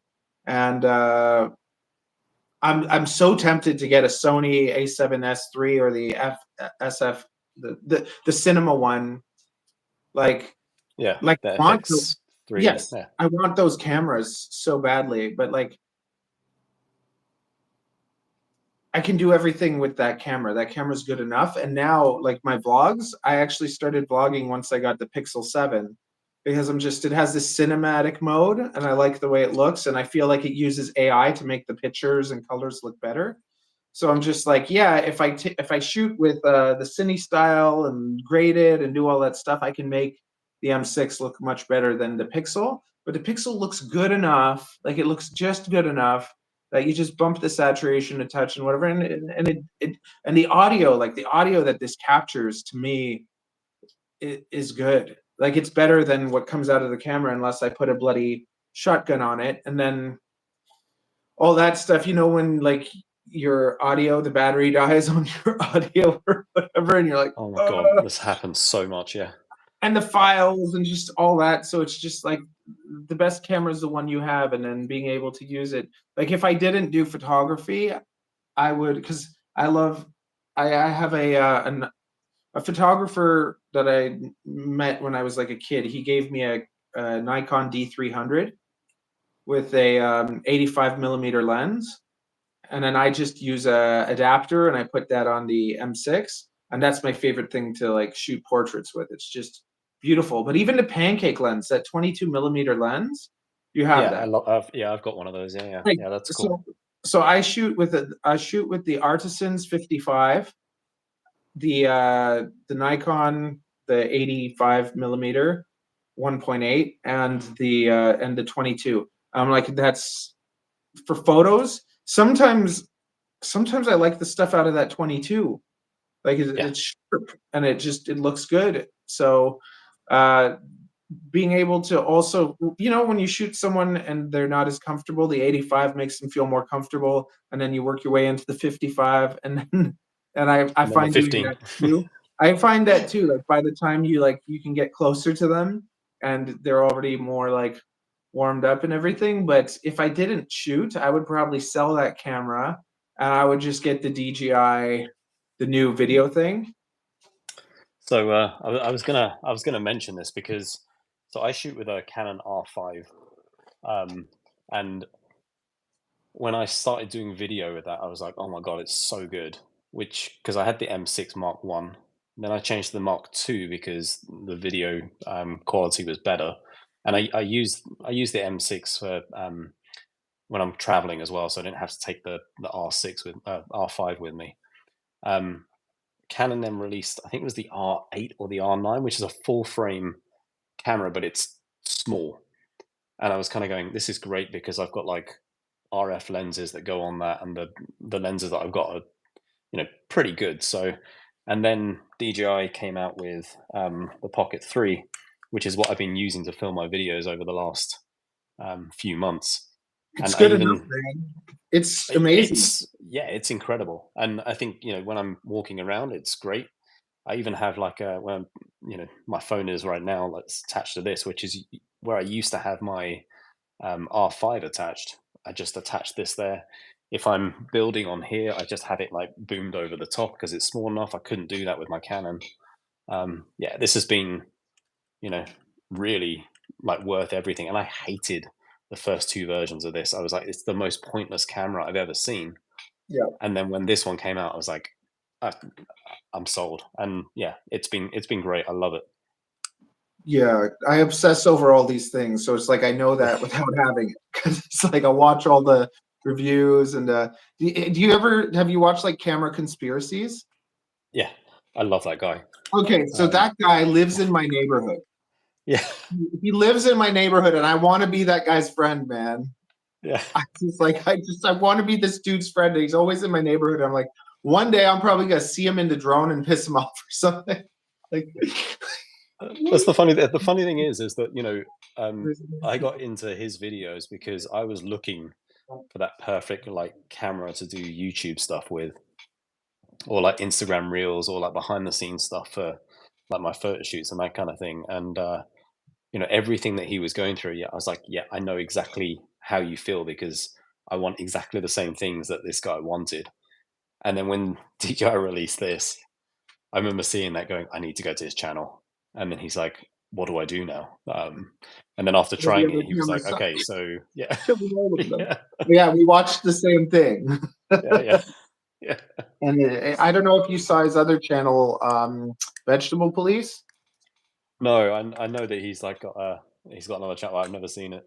Yeah, so he has another channel where he talks about like healing naturally, and his mom just died and stuff. So like, it's crazy. But I've had health problems since I'm 30, like gallstones, kidney stones, all that crap.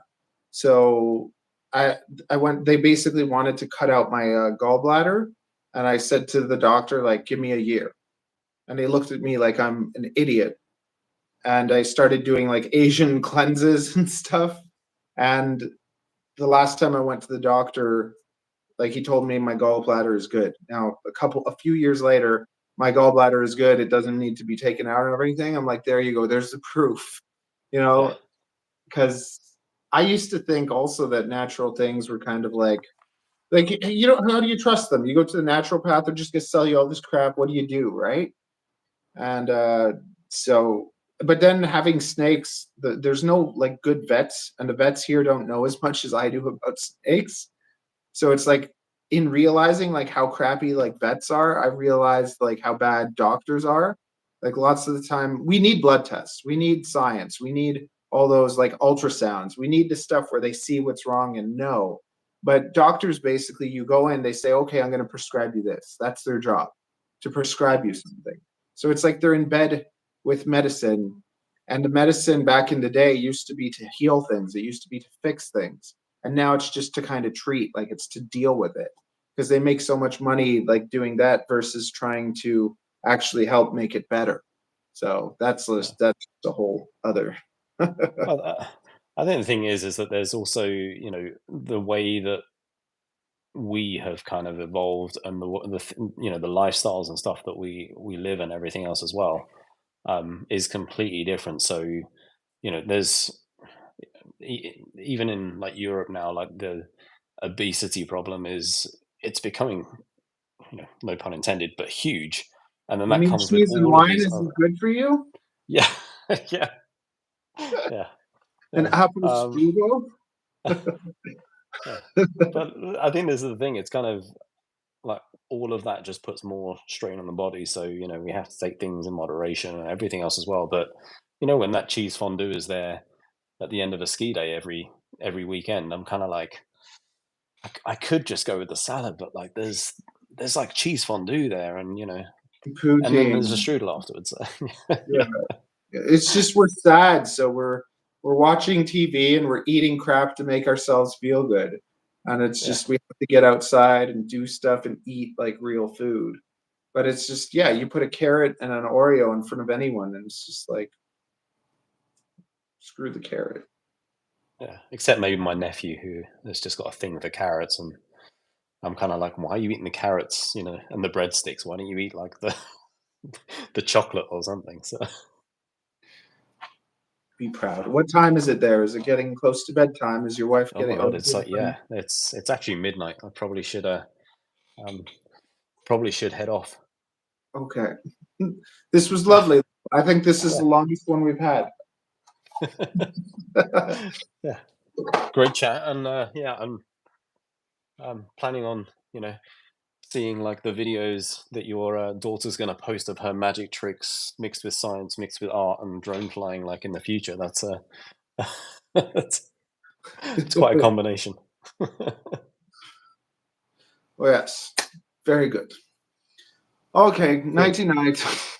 Good talking to you. I'm gonna go clean snake crap now. So yeah, I look forward to getting to like see your journey with the discus and stuff too. Yeah, sounds if good. you say anything bad about it, I'll hate you. So Yeah.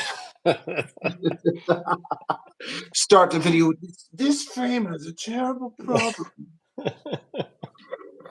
I might do that just as a joke. Just Oh, it's all good. You know what's actually funny? Like when people like I'm happy when I sell them, but then it's also like because of the way I am, like now I gotta like figure this out and print these parts and take it to the post office. yeah. And I just think to myself, I'm like, all I have to do is cut one person's hair, and I make like 3 times as much. Like it is fun though. It's fun to be like selling your thing, but it's tedious to kind of like to do all that stuff and then have to write their address and then write my address. Yeah, it's interesting. It's interesting. Yeah, but I look forward to flying it hopefully this weekend, and then yeah, you'll see the video on it. So yeah, excited. So yes, it was a pleasure, and we had a good time. Yeah, it was awesome. Nighty night. Speak to you soon. Bye.